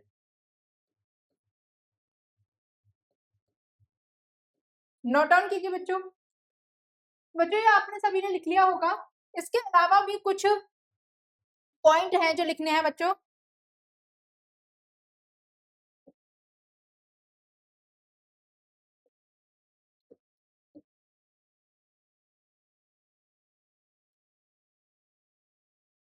इसके अलावा और जो पॉइंट है वो लिखेंगे बच्चों। मैं इसको यहाँ से रफ कर सकती हूँ या चलो दूसरी स्लाइड ले लेती हूँ। आगे कुछ एक पॉइंट लिखेंगे,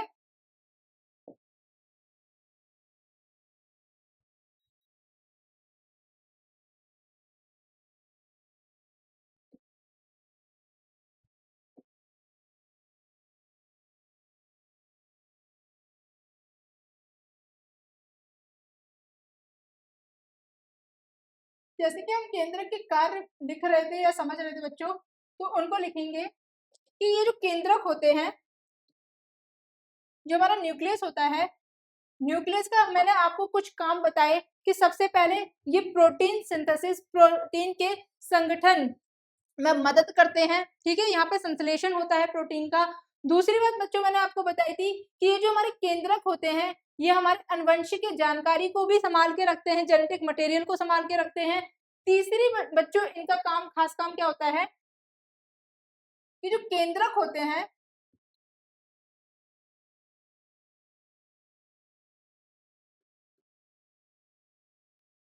कोशिकाओं की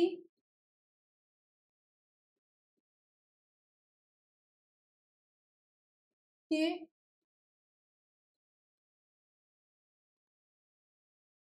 विभाजन में मदद करते हैं।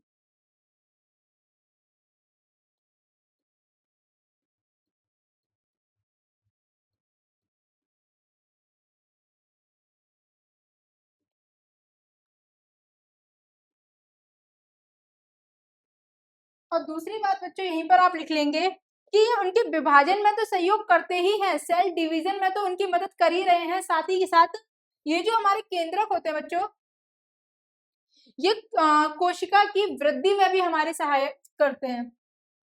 केंद्रक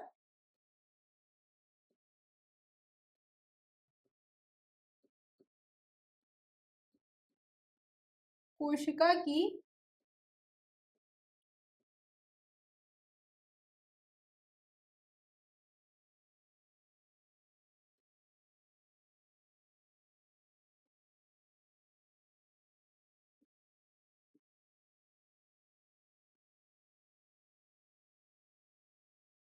सहायक होते हैं। तो बच्चों इन्हीं सभी पॉइंट्स को अगर मैं अब इंग्लिश में लिखना चाहूँ तो मैं क्या क्या लिख सकती हूँ। सबसे पहली बात बच्चों जो मैंने आपको बताई थी कि ये जो हमारे केंद्रक होते हैं, सबसे पहला पॉइंट आप लिखेंगे, ये किस किस में मदद कर रहे हैं। सबसे पहले इन्होंने काम किया प्रोटीन सिंथेसिस में,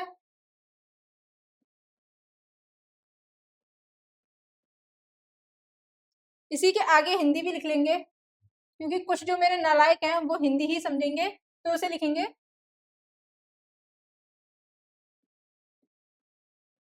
प्रोटीन संश्लेषण में। दूसरी बात बच्चों, दूसरी बात लिखेंगे कि ये जो हमारे केंद्रक होते हैं ये हमारे जेनेटिक मटेरियल को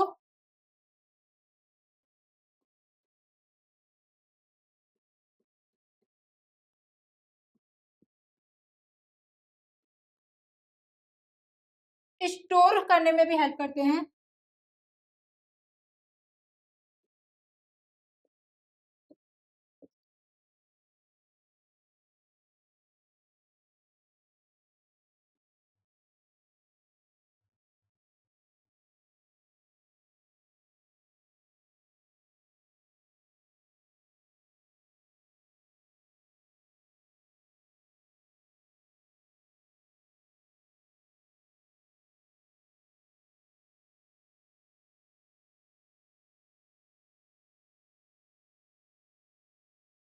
ये क्या कराते हैं, अंतवंशीय सामग्री संचयन कराते हैं। तीसरी बात बच्चों मैंने आपको बताई थी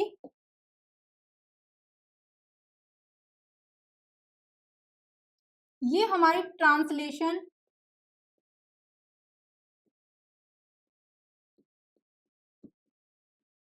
और ट्रांसक्रिप्शन में हेल्प करते हैं।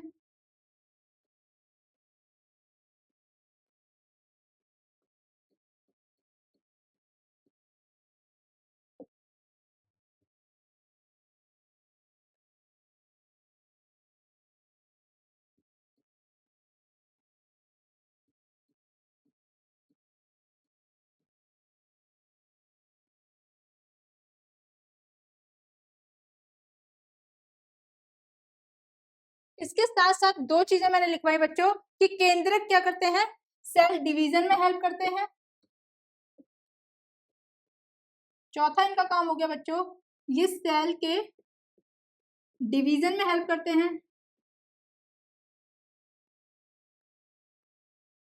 और पांचवी इनकी चीज हो गई बच्चों खासियत कि ये हमारी सेल की ग्रोथ में भी हेल्प कराते हैं।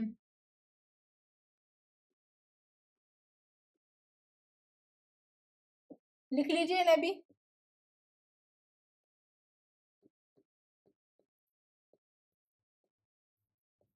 कोशिका विभाजन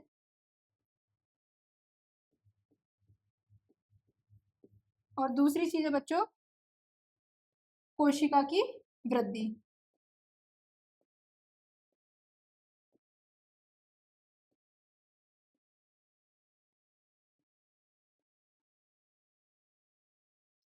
हाँ तो बच्चों इन सभी को नोट डाउन करेंगे। जैसा कि आज हमने पूरे ही केंद्रक के बारे में जाना कि केंद्रक में क्या क्या चीजें पाई जाती हैं, केंद्रक में किसकी मात्रा कितनी होती है, केंद्रक किन किन चीजों से मिलकर के बना होता है और केंद्रक के क्या क्या काम होते हैं, केंद्रक कहाँ पाया जाता है कहाँ नहीं पाया जाता, किस तरीके का पाया जाता है, हमने सारा कुछ केंद्रक के बारे में जाना।